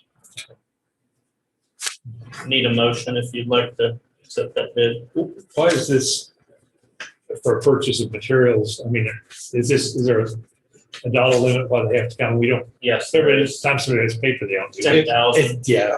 Anything over 10,000. Oh, okay. Yep. I'll make a motion to approve the purchase of the herbicide. yeah, I would second that. Okay, it's been moved and seconded to request herbicide purchase. All those in favor? Aye. Yeah, that's in our procurement policy. Now that's for the herbicide. All of those are. Oh, All four. okay, Yeah, so I that's what I was trying to tell you. sign all of them, we'll Mhm, sign. yeah. Okay. Yep, each one of you sign all of them. Yeah, it's in our procurement policy, 10,000 above. Oh, okay. And what I'll do is I'll move forward with 2 bids on those and then come before you and open seal bids, and get a bid recommendation and then move forward with the purchase, just kind of like we did with the truck. I was gonna ask to beat me to it. Okay. It'll be interesting when they come back. Now, right now, glyphosate, they are not selling crop compliant glyphosate. So the only Roundup that I'll be able to get is for roadway right of ways, which presents a bit of a problem if we have somebody that has some noxious weed. Johnson grass is what we use glyphosate for. And it's not, that would be an off-label deal. So we'll have to, something we're gonna have to work around a little bit. And finally, my third order of business, I've come before you and asked that we are able to fill an open position that just came open. We have a roadside mowing equipment operator that recently resigned. This position is vital to ensure the roads are maintained for both safety and maintenance of the road, shoulders of the road. The department would like to fill that position as described. This position, a lot of people feel that, roadside mowing might be for aesthetic purposes. It is not. It's for safety and for the maintenance of the road. So this position is vital. Happens to be one that we've been filling for the 4th time in the last couple of years. It can be a bit of an intimidating position in that you're in a large tractor at about a 20% grade alongside the road. They are also responsible for going up and truck 30 or 40 feet in the air and trimming trees. So it's not for the faint of heart. Unfortunately, it's hard to bring that out in the interview. If they get the tractor and get used to it. I can tell you, I've had the front tire of my tractor come up 3 foot off the road, and it's a life-changing experience. But we have that position open, and it's pretty vital that we're filling it, so I'm coming for the board for permission to fill that position. That is currently I've seen in your budget, right? Yes. Certainly yes, budgeted sir. position. Yeah, that is a budgeted position, it's already budgeted. It will be budgeted every year, but it is budgeted for the 2020. And I've seen some of those guys out there on some of those, one, holy cow. It is, until you get into the tractor and experience it, I can't, we talk about it in the interview, but until you're out there doing it, we've had one operator drop the front of the tractor off into about a 6 foot culvert. He had about a half a second of free fall that he thought was, and it hit so hard, it hit the rim, 2 rims in front of the tractor. It's one of those positions until you're out there doing it. That sounds easy. Oh, you're still mow the Yeah, grass. yeah, and the tractors aren't designed, New Holland, John Deere don't design tractors to operate at 20% grades on the side of the road, just don't. So we modify them a little bit with weights and that sort of thing, but the state of Kansas has multiple rollovers a year usually in roadside mowing tractors. So knock on wood, that something happens. Potentially. Get a motion on that, Commissioner? Yeah, I would make a motion to approve the hiring process to fill the position of roadside mowing and equipment operator. I'll second. Okay, we have a motion, it's been moved and seconded. All those in favor? All right. All three, please. Thank you, Commissioner. Sorry for the rush. Oh, you're fine. Thanks, You're fine. Michael. Appreciate it. Have a good weekend. Thank you. Next, we have Russell with 10:15.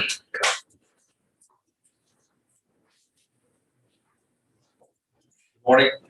No, not yet. Got a couple minutes. Get 2 minutes. Oh. I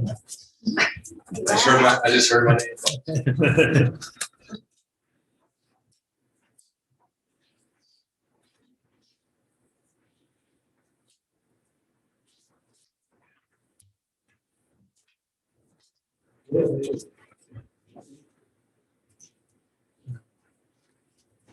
Go ahead. I'll bring it to you, Rich. I need to get up and move my legs. Got my exercise out. Yeah, a little sore and they're cramping up a little bit on me. That lactic acid movement. Oh, yeah. I'm not doing squats and lunges together ever again. I'm not gonna do it.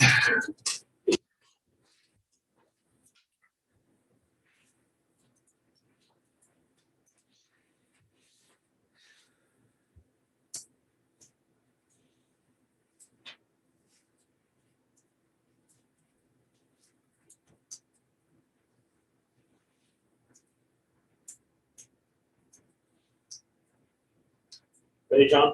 Yes, sorry, go ahead. No problem. So Russell Stewart, Russell Stewart, Emergency Services Director. So here to give my staff report on the 911 division. We've been working with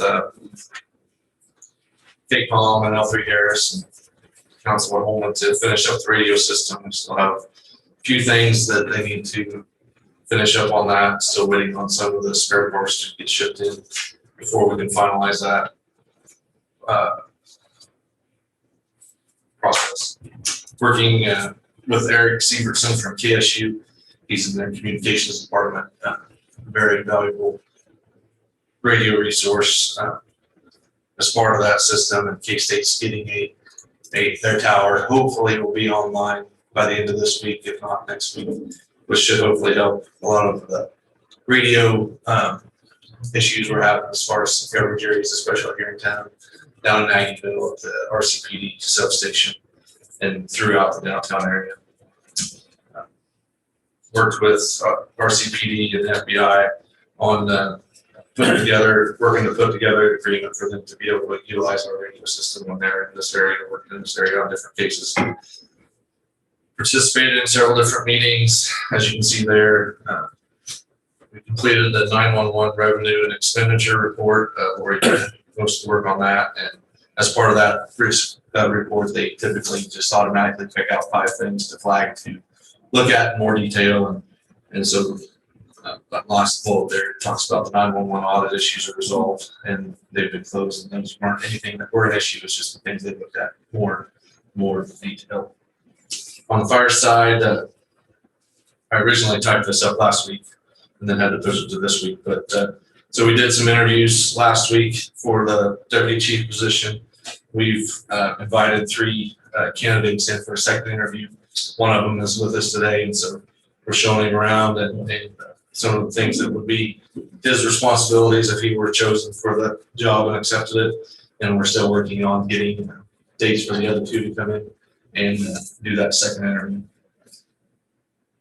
We received a used electric UTV from the Forest Service. That's a program where they had fire equipment that has been typically in military service somewhere else that they get assigned to them, then they can reissue it out to fire departments at no cost. And so we were kind of needing something else, especially at the vaccine clinics, and that was a very handy little thing to pick up, just to run around, pick up cones, traffic signs, and spread them out at the beginning of the day, pick them up at the end of the day, etc.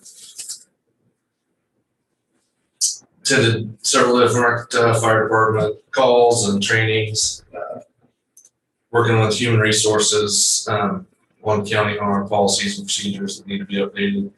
With the vaccine clinics, we haven't got to spend the time on that, but we would like to, but hopefully that will improve here in the future. We actually deployed the bulldozer. The fire department has a bulldozer, for those that didn't realize that, and we deployed it to one fire scene because there were some large trees burning and to help push them down. We've sent mutual aid to neighboring counties and received mutual aid from neighboring counties on some of the larger grass fires that we had back before the rain. Working on putting some backup generators in a couple of fire stations to the belt, and still working on plans and figuring out what we want to do for proposals and construction management on the 2 new fire stations we still need to build that are slated for this year, and that's at Ashland and University Park. On the emergency management side, we've scroll down here. On the emergency management side, we've obviously participated in many vaccine clinics, numerous EOC meetings, some in person, some via Zoom. We are, as you know, our EM planner resigned, and so we're going through the application process with that. I think on that, looking at the grant funding we have, it has been a 20-hour job, but I think we have the grant funding that we can do quite a bit more than that. And I think with about 100, if we were able to add about 125 hours, we did make that a full-time job with that grant funding. So that's something I'll be researching some more and come back to talk to you about in the future. Working with K-State on graduation, and then that also includes Manhattan High graduation. That's going to be held at Snyder Family Stadium, and so they've asked us to participate in that planning process to look at, obviously, the severe weather is probably the biggest concern. If there would be any severe weather that weekend, so that's going to be a long weekend for staff. They estimate we'll probably be out there anywhere from 12 to 16 hours a day for Friday, Saturday, and Sunday. So we're working in that process. Also been working with Councilor Holman on the legislative process on tracking the KEMA bills that have been going through, the Emergency Management Act bills that have been going through the legislature. The governor just signed it yesterday, I believe. Obviously, like a lot of legislation, it's not perfect, but it's better than it would have been if we would have got involved.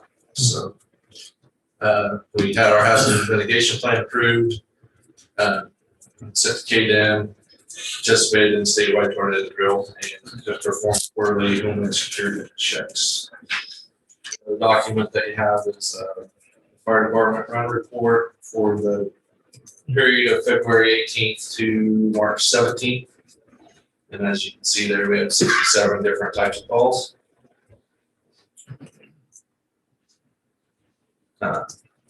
So the other things that I wanted to discuss were we we're budgeted to replace one of the staff vehicles. And I think my predecessor's intent was to, by adding the fire chief and the deputy chief, adding a position in there, creating 3 positions out of the 2. I think his intent was probably to hand down the Suburban to the deputy chief. But since I've been here, the Suburban's been in the shop 5 times since October. It has 162,000 miles on it. It's on a second motor, and it's been used a lot, and not just driving around on Sunday. So I would like to go ahead and get permission to solicit bids to get 2 vehicles for the fire chief and the deputy chief, so that they're similar equipped, similar setup, and basically so they match. We have the money in our budget to do that. And so I would like permission from the commission to solicit bids for 2 committee vehicles for the fire chief and deputy chief. Where are the funds coming specifically from your budget on that? From the fire department budget. Okay. Now, One was specifically identified as $50,000 line item, and then the other would just come from the general equipment purchases. yeah, these are Suburbans, which are really large vehicles. Do you need that size of a vehicle? So we're gonna switch from these are I forgot to bring that down. We're gonna get a 3/4 ton 4-door pickup is what we're looking at, because you can't buy a 3/4 ton Suburban or a large SUV anymore. They only make half tons. And these vehicles need to be able to tow trailers. We have multiple different trailers that we tow different things for, and need to be able to go off-road for the grass fires and those kind of things. And so that's why we've determined that the best fit for us would be like a 4-door 3/4 ton pickup is what we would be replacing that Suburban with. And you need 2 of them for sure. Yeah, one for the fire chief and one for the deputy chief.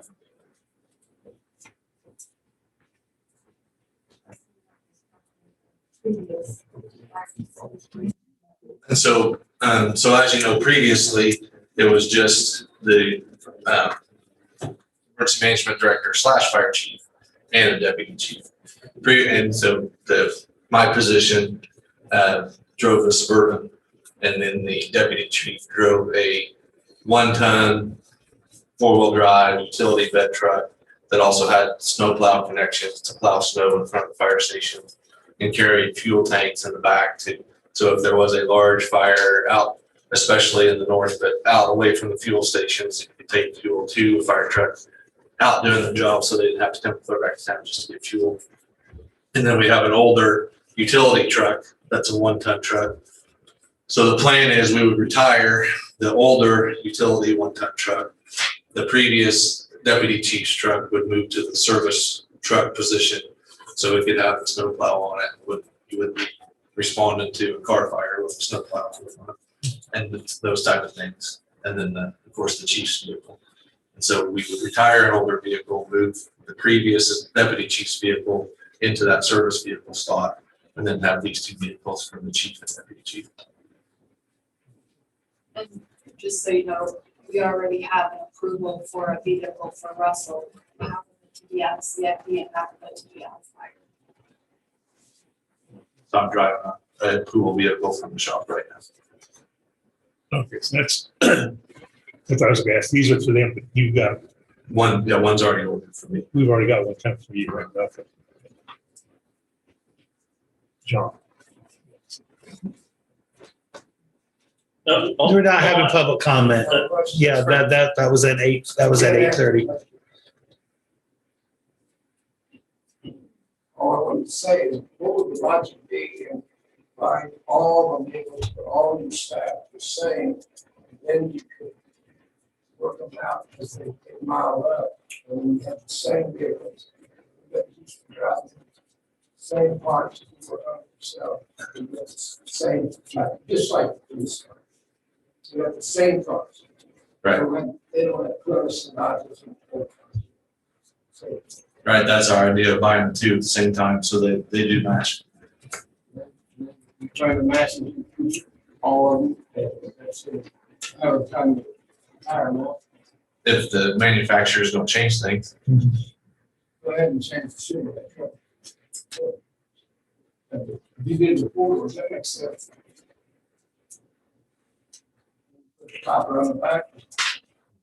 And magnets. Okay. Discussion? So it's needed. I'd go ahead and move to approve the Director Russell Stuckey, that's just bids for 2 vehicles for fire chief and deputy chief. Second. Okay, it's been moved and seconded to approve 2 separate vehicles for fire chief and deputy chief. All those in favor? Aye. Aye. All 3 sign, please. Formal bid process. Then the other item that I've been working with council on is we have some old handheld radios that are still usable but not usable on our system. And so we, instead of just selling them for pennies on what they're worth, on eBay or whatever, we worked with the different Motorola dealers that were interested in them. The local KCON dealer wasn't interested in them because they're not Harris radios. And we got a bid from one of those to where they would purchase those radios, and then that would allow us to get new radios that work on our system for the firefighters. So there wouldn't be a budget impact. It would just be the Motorola dealer would check to our Harris dealer for these radios, that we would get new radios that work on our system. So there's no outlay of funds. No. in the budget. And I would say that those are pretty necessary given the dynamics of everything.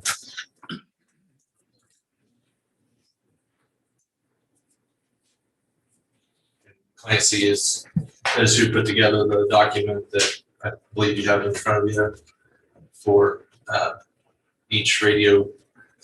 The Motorola dealer and the Harris dealer both signed it. So as long as the commission approves, then those radios will get ordered today.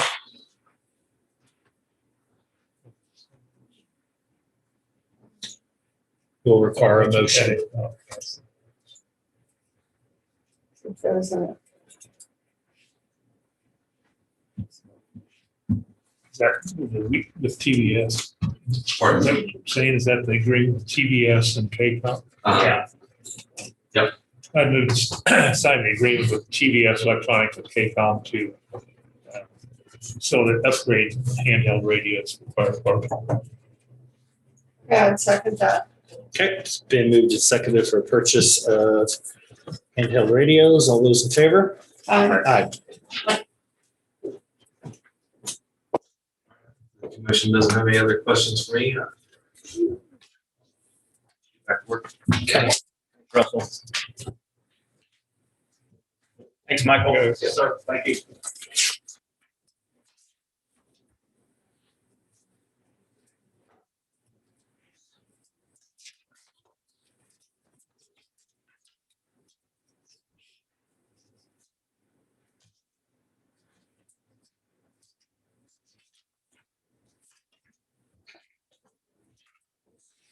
Okay. It is now Clancy's time. And you're one to add an executive session, is that correct? That's, it's Clancy Holman, Rutherford County Councilor. Yes, Mr. Chairman, would like to ask you an executive session for potential litigation. I'll move to an executive session for possible litigation. Second. Okay, it's been moved and seconded to add a executive session on Clancy Holman's administrative session time. All those in favor? Aye. Thank you. We have to leave, they're going into executive session. Let's go do now. Yeah, Okay. I didn't know. Clancy? Uh, I don't know how much time we need. Clancy, how much time you need? 20 minutes. Okay. Okay, I'll move the county commission, including Chairman Ford, Commissioner McKinley, and Commissioner Foki, recess into executive session on potential litigation for the purpose of consultation with Riley County Counselor Clancy Holman, attorney for the commission, which would be deemed privileged in the client-attorney relationship and exception to the Kansas Open Meetings Act. The open meeting to resume in the county commission chamber at 10:50 a.m. A second. Okay, it's been moved and seconded. All those in favor? I. Aye.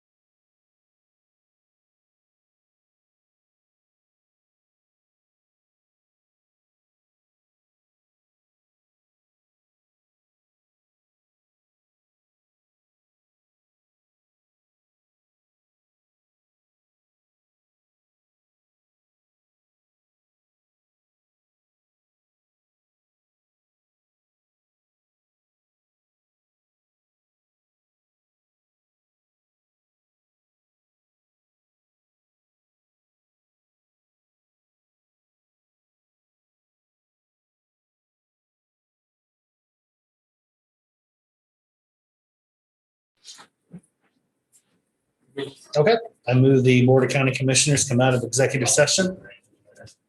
Second. It's been moved and seconded. All those in favor? I, I'll also move that the record reflect action shall be taken consistent with the consensus reached in executive session. Second. Okay, it's been moved and seconded. All those in favor? I, Okay, and it's Clancy once again with Board of Commission review and possible new local health order, I guess we should say 21. Morning again, Commissioners. Morning. I'm back. This item, as you can tell from the commission agenda report, is, as the chairman just stated, for you to decide whether or not to issue a local health officer order 21. As you know, local health officer order 20 is currently in place. It was originally set to expire in any event, as the card points out, on April 1st. And just after midnight, it would have expired. Since then, there's been the discussion of, let me back up just a little bit in case anybody's watching and unfamiliar with this or listening and unfamiliar with this. Prior board and this board regarding masks and any requirement to wear them in the county, in the county outside the boundaries of the city of Manhattan. You have long relied on the fact during this pandemic that the city of Manhattan has its own ordinance that does require face masks. Early on in the pandemic, we did not immediately, as a board, place a mask mandate outside the boundaries of the city of Manhattan. But you did in, I think November was the first time. Don't hold me to that, but the mask resolution that's in place and currently is in place outside the boundaries of the city of Manhattan does require masks, but there's no fine. That's the difference, the primary difference between what you have in place outside the boundaries of the city of Manhattan and those that are affected by the city of Manhattan's mask ordinance. That's the shorthand. When I refer to mask ordinance, I'm intending to refer only to the city of Manhattan's ordinance. You do resolutions, for anybody listening, as you know, the cities do ordinances. We do not do ordinances. No county does across the state. And that helps sort out the two things. So there's been, basically the mask resolution that you passed was designed to work with that city of Manhattan mask ordinance where the bulk of the citizens of Riley County live. Where the most of any contact during the pandemic that could conceivably require a mask. That's what people are, the vast majority. So if you did nothing, then there would be no mask resolution in place. My car was premised, a lot of the facts in there premised on the idea that, well, Senate Bill 40 is probably going to become law. For once I was right, predicting what happened is a little piece of legislation. Yesterday, the governor signed it. It becomes law upon publication in the Kansas Register, but the bill itself, even if it were published today, it really disposes of several things at the state level. It gets rid of every single executive order that the governor issued during the pandemic, effective on March 31st, next Wednesday, beginning at midnight on Wednesday. All those go away. What that Senate Bill 40 that leaves in place is the governor's separate original declaration of statewide disaster. That's the distinction. That's in place until May 28th. That gives the governor time to issue more executive orders if they're approved by the legislature. That's a new statutory requirement. Every single executive order related to the pandemic, the governor issues will have to be approved by the legislature. As long as the legislature's in session. If they're not, then it goes back to legislative council. Exactly. And I should clarify that. So that's a permanent change. That isn't going to end when the legislative session is.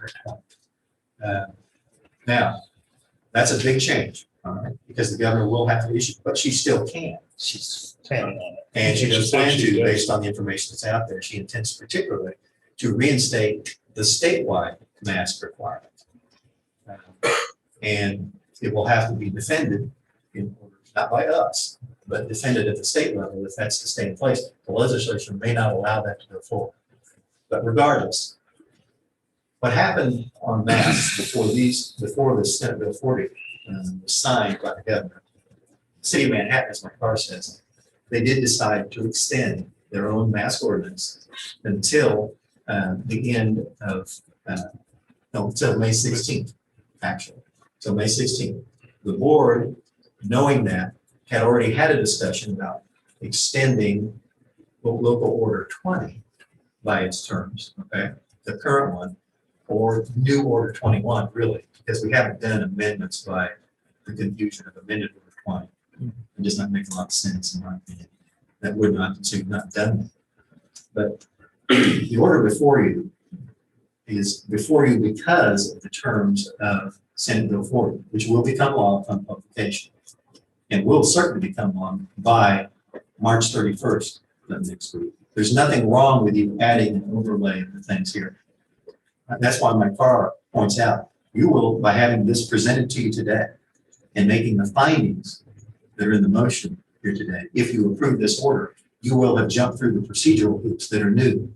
Those do directly affect the county. Local health officers can no longer issue an order without having a discussion by the Board of Health in session and having that order approved. That's what's before you today. And the only differences you will see in Order 21 as opposed to Order 20 are those requirements in Section 4 of what you've got in front of you. Section 4 talks about the local health officer, as a result of this new law, will require local health officers to issue a mask ordinance only if it's approved by the board, and the board has to approve it if it involves the wearing of masks, mandating masks, limiting the size of gatherings, curtailing the operation of business, controlling the movement of the population of Riley County, or limiting religious gatherings. If any one of those things is done by a local health officer order, then you have to see this. Because this involves a continuation, right, not a change in your mask resolution in the areas outside the city of Manhattan, it is required under that new law rule for you to go ahead and either approve or disapprove. And the findings that you have to make on that are that you have to find it's necessary and that it's, quote, narrowly tailored to the purpose stated in the order and uses the least restrictive means to achieve such purpose. Because I believe it does those things, my recommendation is to approve it, but you don't have to. If you do not, then the county's mask resolution would end under the existing terms of Order 20. It would end on next Wednesday. Actually, end at midnight of Wednesday. I'm getting it right. Got enough dates involved here. Had to make sure that's somewhere, at least it does one. But we've got time. That's why you have time to make this decision. I'm sorry I went on a little bit on this, but I want to make sure you kind of know the background, so anybody listening knows the background, short form of it. You know, why they know, everyone listening knows why you were considering this today. Are we doing it as Board of Commissioners or Board of Health? At one point you said the Board of Health. Do we need to be in as? You're the same. Whether you do what we do procedurally, it actually talks about both the Board of Health and county commissioners. And you have that authority, whether or not you go through the formality of being the Board of Health. That's why I didn't know if we had to go through. You do not. No, it's a good catch on your part. Okay. And I was asked about that previously by a different commissioner. I gave the answer, at least one, at that time privately. I'm confident it does not need it. Okay. You got enough to chew on this. We're not adding that into it. It takes up more time. So, Well, isn't, now the new law that's coming into effect specifically states the Board of Health? which you are, whether you say, It's by statute. yes, it is. Okay. Absolutely. It says the county commission acts as a Board of Health. And there's no question about that. All right. The other thing is the car points out that this does, I'll just tell you briefly. Any party agreed can bring a suit in district court. Having looked at that language a little bit, done some research, I'm confident that means more than just unhappy. It doesn't mean that they will, it doesn't mean that someone will not do that. There's always the possibility of litigation on anything. You can't stop. This is my question on that. What does define grievance?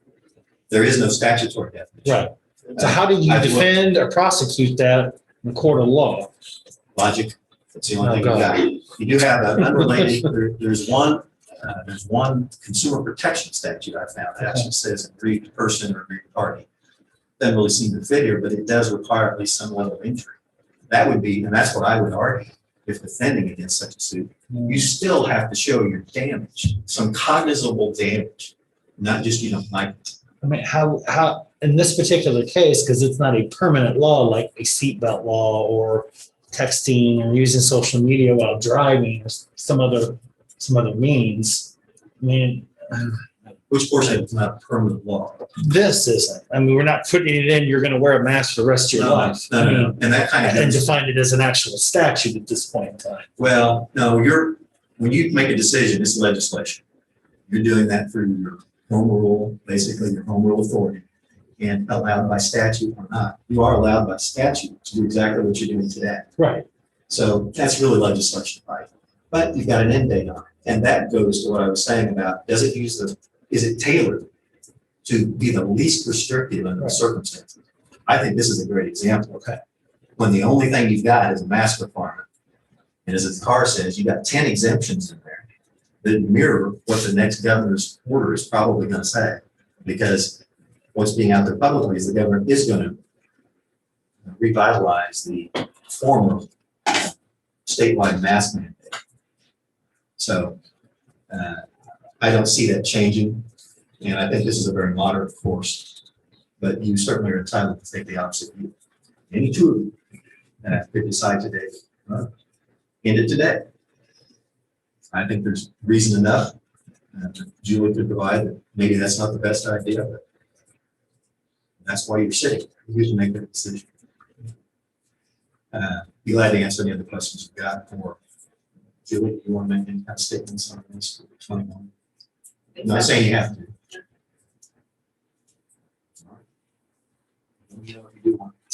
I have, you did state, or it was stated up here under discussion, if Senate Bill 40 becomes law, then her orders would go till March 31st, till next week.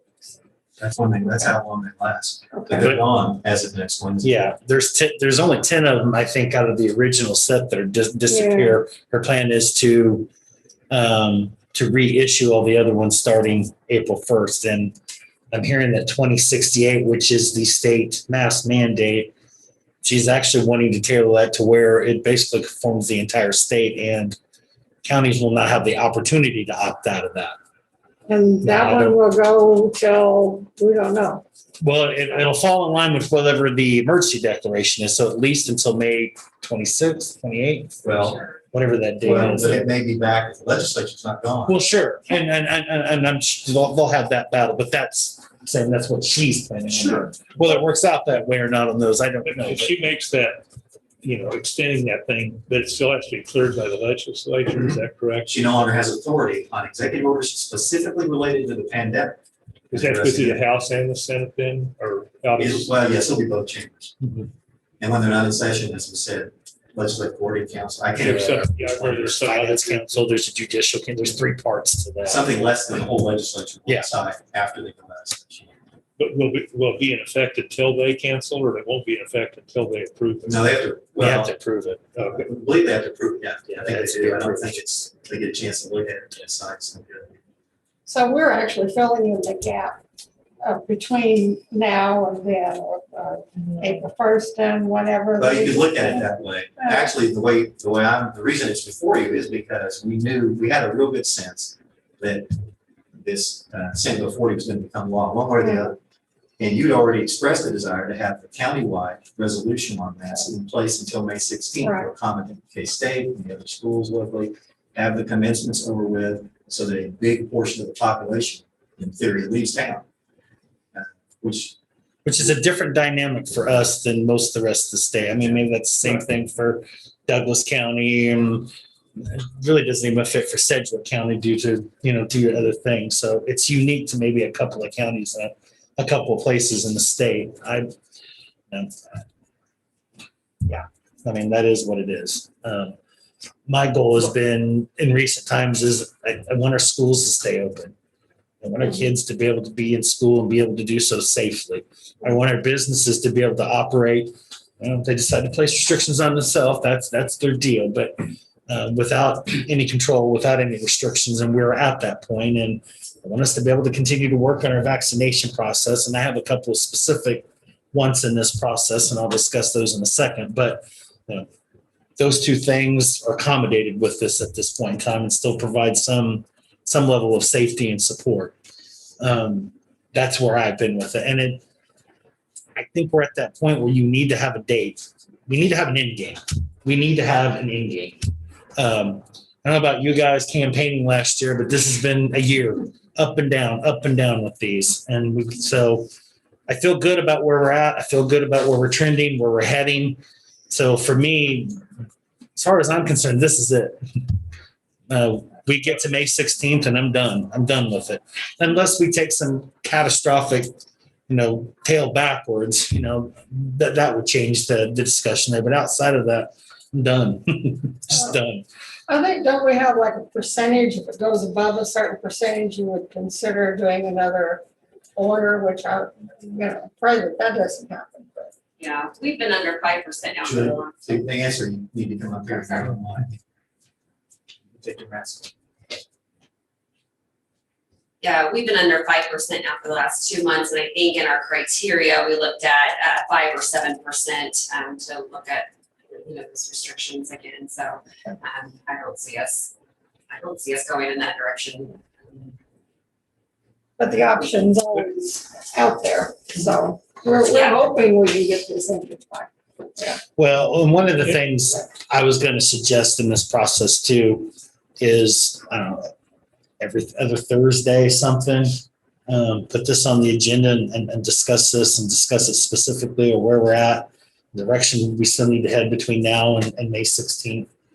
I would like to know, there's two dynamics in this that I really, really need. I know one of them is really, really hard to get, and that's the total amount of people that either first shot, second shot vaccination.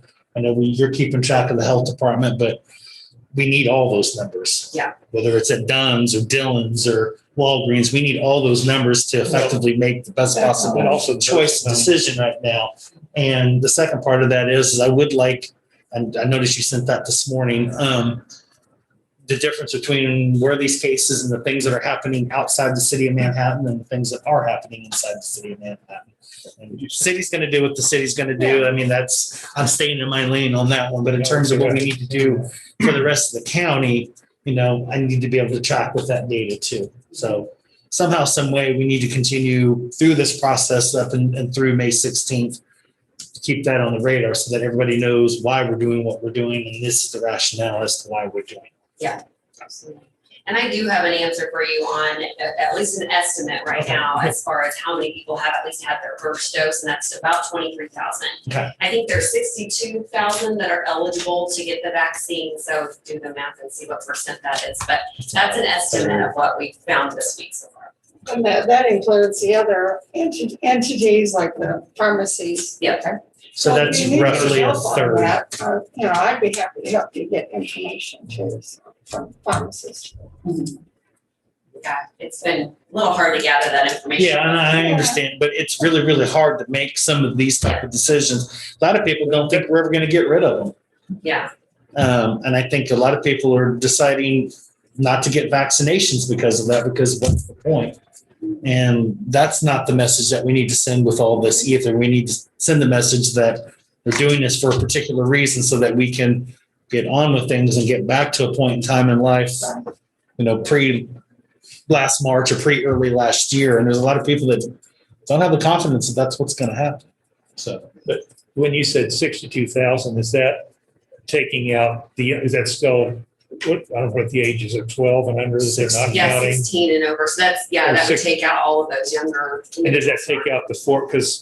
And I talked to Rich earlier that, they say 74,000 is ours, but about 8,000 of that is on the fort, which we don't have any. They're doing their own system. But that takes it down to 66. And then you say then the other one's just the younger population takes down to 62. And there's 23 with first. And how many with second? Do you have a good guess on that? I don't have a good guess right now. I haven't been able to get that from them. Yeah, Okay. we can look at that further, but yeah. but, we discussed it last week and they were talking about extending it to May 16th. At that time, it sounded, Manhattan hadn't done anything yet. And it seemed to be assuming they appeared to be leaning towards joining ours instead of a separate one. And at that point, I was in favor of extending it because I didn't think it needed to be in Manhattan. I'm not sure it needs to be extended in the county itself. And I see, and you said that I hadn't seen the email that you had of the numbers. You just mentioned that, and I'm just now trying to look at that to see what the numbers are outside of the county. But also I had a question on percent positive on testing. Are there the same number of people getting tested that even the number of testing is getting down? Yeah, testing's definitely gone down. But it's still, even though a lot fewer people are getting tested, it's still keeping a lower percentage. Yeah, and definitely, I would say mostly symptomatic individuals getting tested. Yeah. So, Because for a while, I think everybody was in line trying to get tested. Mhm. We were still trying to learn what was going on. Everybody wanted to be tested. Yeah. But now I think there's fewer, I was guessing that there's fewer people interested in doing that now. Yeah.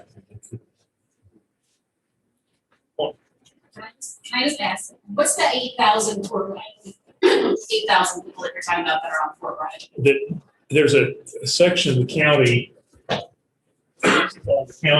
all of Custer Hill, a lot of all that area is up in here. All those residents are residents in population.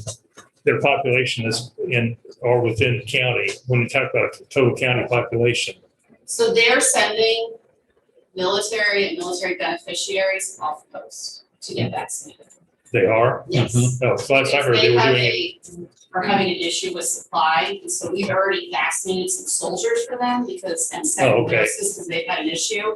So we should, while they're gonna try to vaccinate some of them, we should still count on those 8,000 Oh, okay. individuals to be eligible to be vaccinated.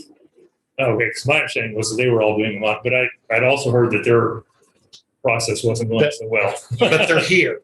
That's the point in this conversation between now and May, regardless of who's doing it or how you count it, they're still here. Yeah. So in terms of trying to get a total number of who's been vaccinated to make decisions, they're still part of that, regardless if Fort Riley's doing that or we're Okay. doing that or whomever's doing that. And we need to have those numbers. Yeah. We need to have that data Yeah, and those I agree with metrics. that, totally. So you're saying we have eligible 62,000 in the whole county, Yes, and that includes Fort Riley and everything? all residents. of the All county, residents. yep. So And that's 16 plus, 16 years Yes. old plus.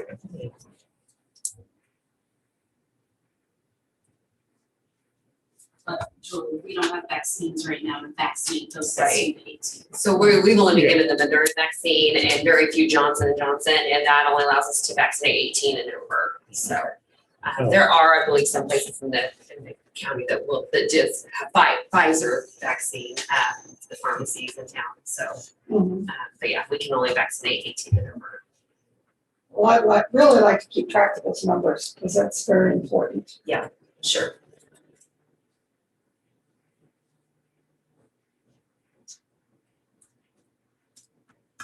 So what's the thinking here moving forward from where we're at right now till obviously May 16th?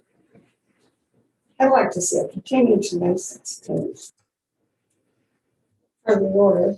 Is there a certain percentage that needs to be vaccinated before you take the mask off? Is that the intent?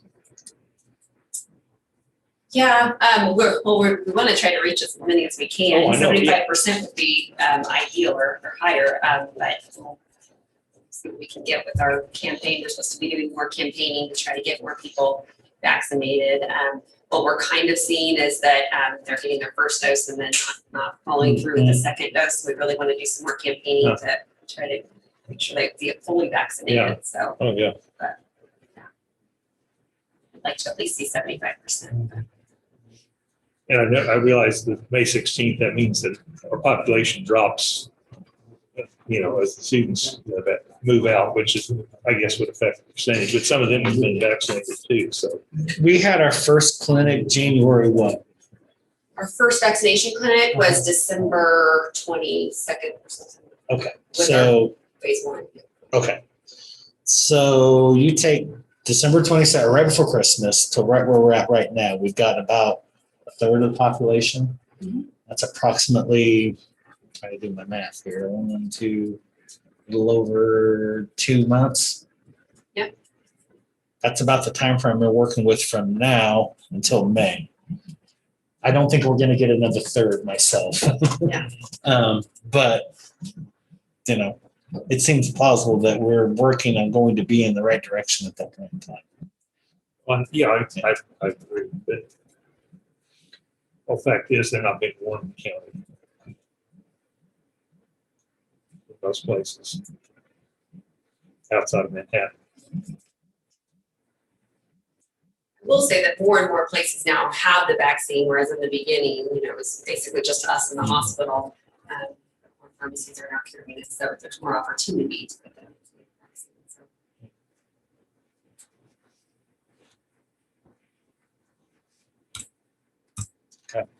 So. So I know Pot County doesn't have one. Do the other counties around this Clay County have a? I don't believe so. no, I think they I let tried to theirs, look online to see, because they let theirs go. I thought there'd be somewhere online that said where I couldn't find it. KAC's got a dashboard that has all that on But there. it's way out. I tried to look at there. It's Yeah. way out of Yeah, date. they probably need to come back through after all this and I mean, it was re-examine that. But it was back through December. It's the last update they had on any of them. The ones from I- my perspective, I'm more concerned about Riley County than any other county right now because of the dynamics that we do have here. Yeah. So Clay County's doing it great. Clay County's not doing it great. But people tell me, so when I'm going to Clay County, not Well, Riley County, and that's their own problem. and there may I'm be some not- other people that may do the reverse. That's been the case for a year, and we're not going to solve all those dynamics. We're just not. Yeah. So, And we are not allowing citizens from other counties to get our vaccines now? We're not turning anyone away, but we want them to be Riley County Okay. residents. Yep. Yeah, because I know in some instances, people are traveling an hour, 2 hours to get vaccines, and I didn't think that was happening here. We've seen mostly Riley County residents. Yep.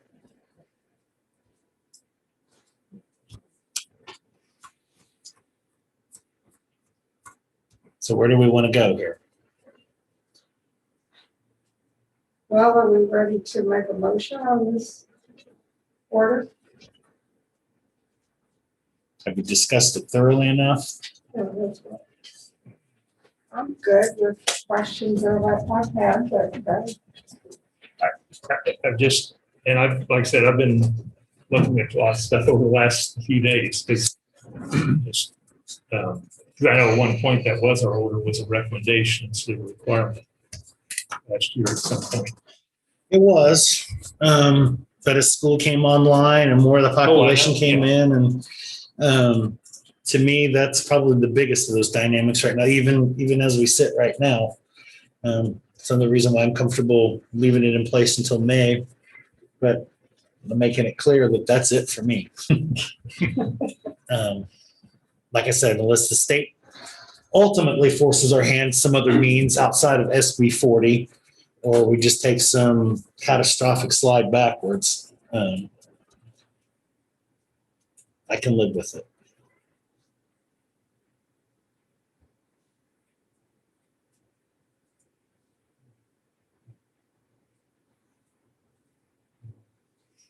So I've been debating, the debate's been on my head, well, actually since last weekend even. That's that moment of truth. I knew this was coming up, Yeah. but it's not a. I do think, It's not a like quick I said, I would like to have some updates on this, whether it's during Clancy's time or separate, to kind of continue to discuss this item and this health order specifically every other Thursday or something. yeah, So the numbers, right. percentages. what so that the we're watching it, that clinics we're are tracking doing. it, so that we know that, Yeah. we don't get to May 16th and then boom, Yeah, wanna so- make sure we're on track. right? So I'd like that to be an agenda item every other Thursday throughout the next 8 weeks at least. Gives us about 4 good times to discuss it thoroughly. So And John, we also on Wednesdays release a press release. with all I know you got it on Mondays and Wednesdays too, but it's, as far as policy wise, it's gonna take more than just that. Yeah, Julie, if you can just get that on the agenda, send Kay at a time that works for you for those Sure. days. So we either need a motion as presented, or if the commissioner wants to make a motion and modify a date, you guys can do that as well. So just explaining, since we do have 2 new commissioners, you guys have the authority to make whatever motion you like and see if it gets a second. I would point out too, if you do make a motion, please use the wording in A, B, or C, where there's the options, because the record needs to be real clear. If what you end up doing is approving, that needs to be in the record. okay. I would move that the board authorize the local health officer to issue local health officer order 21 because it is necessary and narrowly tailored to the purpose stated in the order and uses the least restrictive mean to achieve such purpose.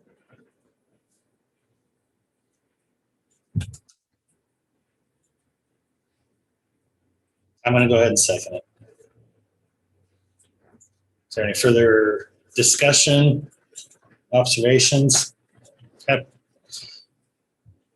With that being said, all those in favor? Aye. Aye.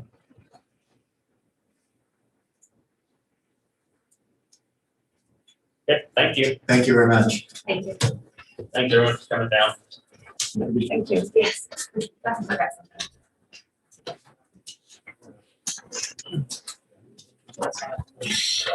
And we're running a couple of minutes late, but Greg, you're up next. Sorry, you had to follow. Good morning, Greg. Yeah, that's okay. I'm here to request permission to refill our commercial 2 real estate position. Recently opened about 2 weeks ago. And reason being, it's probably one of the most crucial positions in our office. As our commercial workload has grown and as our litigation workload, all the voting cases that we have going on has grown. Steve and Melanie have less time to do field work. So primarily this commercial appraiser 2 position does, once trained, will probably do about 65–70% of the field work. And we would really like to get it filled as soon as we could, because there are some classes coming up that PBD offers for data collection, and it would be very, very timely. And hopefully we'd be able to find a good candidate, hire them, and get them into those classes right before we start our annual reviews. So it would be good timing. We would then be able to do our in-house training over the summer and hopefully get that person up to kind of independent field work by sometime in the fall. So that in a nutshell is kind of why I'm here and what we're asking for. Sounds like it's necessary.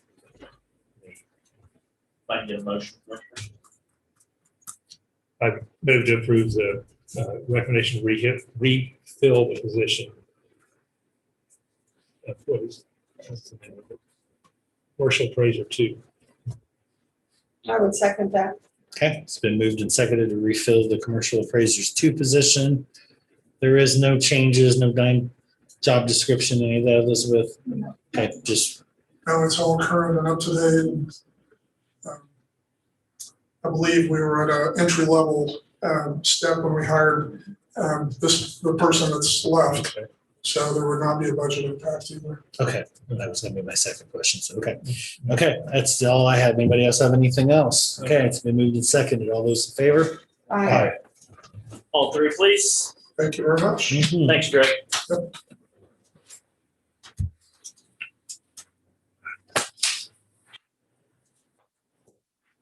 Thanks, Elizabeth. Yes, sir.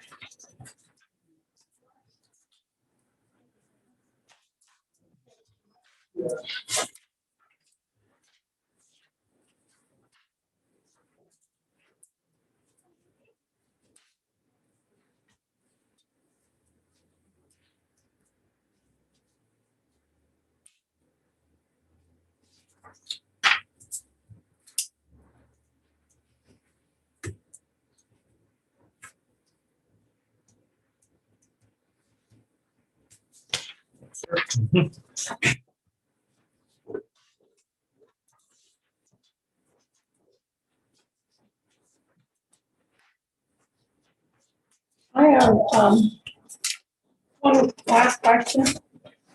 It's listed, or it came through an email, we're gonna have a blood drive on April 16th. I don't see it on the calendar, but is that a Red Cross or Yeah, what it is? Lori Muir in our office volunteers to do that for the county and, with, Red Cross, and so she does that whenever they're in need and they have an opening, so she coordinates with Red Cross regularly. you She's should. done that for years. Yeah, now. it's usually, we do one every 3 months. The only reason why we didn't do one this last go around is it was scheduled at Potroff Hall. And of course, we took Potroff Hall to do vaccinations, so. But you do it in this area? Yeah, usually. Just one or sometimes second Yeah. floor conference room and then next building. I think she's planning on having it here Okay. in Chambers, so. And I'm scheduled to give at 3:30 on that day, so. Yeah. If you download if you're wanting to do that, you download the America Cross app, everything goes to it and we'll send you information about it and it'll give you a pass ahead of time that saves you about 5 minutes. And well, I guess it depends on how long it takes me to draw blood, but Yeah. usually it takes about 8 minutes tops for me, Yeah. so. Well, I was just wondering about, my office and being in and out. that Oh, kind of yeah, thing. yeah. So, Yep, we, another case in point, we're lacking facilities for. well, it's okay. It's not too many people use this one. The only other thing I have is I did get the MRC lunch invite from Janet Nichols. You're the one that's on the committee, right? Okay. Did that get sent to you? Yes. Okay. I won't be able to make it on that Wednesday. We're going to be in the midst of our yearly ISO audits at work, and that's one of the 3 days that I'm available. So I won't be able to attend, but I wanted to make sure everybody else had the opportunity. So did you get the email too, Catherine? Yes, I did. Okay. So, okay, good. Somebody else wants to attend in person, or I think they're doing a Facebook Live. So be it. So. And outside of that, that's all I've got. Yep, not having other business, commissioners. Okay. Entertain a motion to adjourn. Move we adjourn. Second. Okay, it's been moved and seconded for adjournment. All those in favor? All right.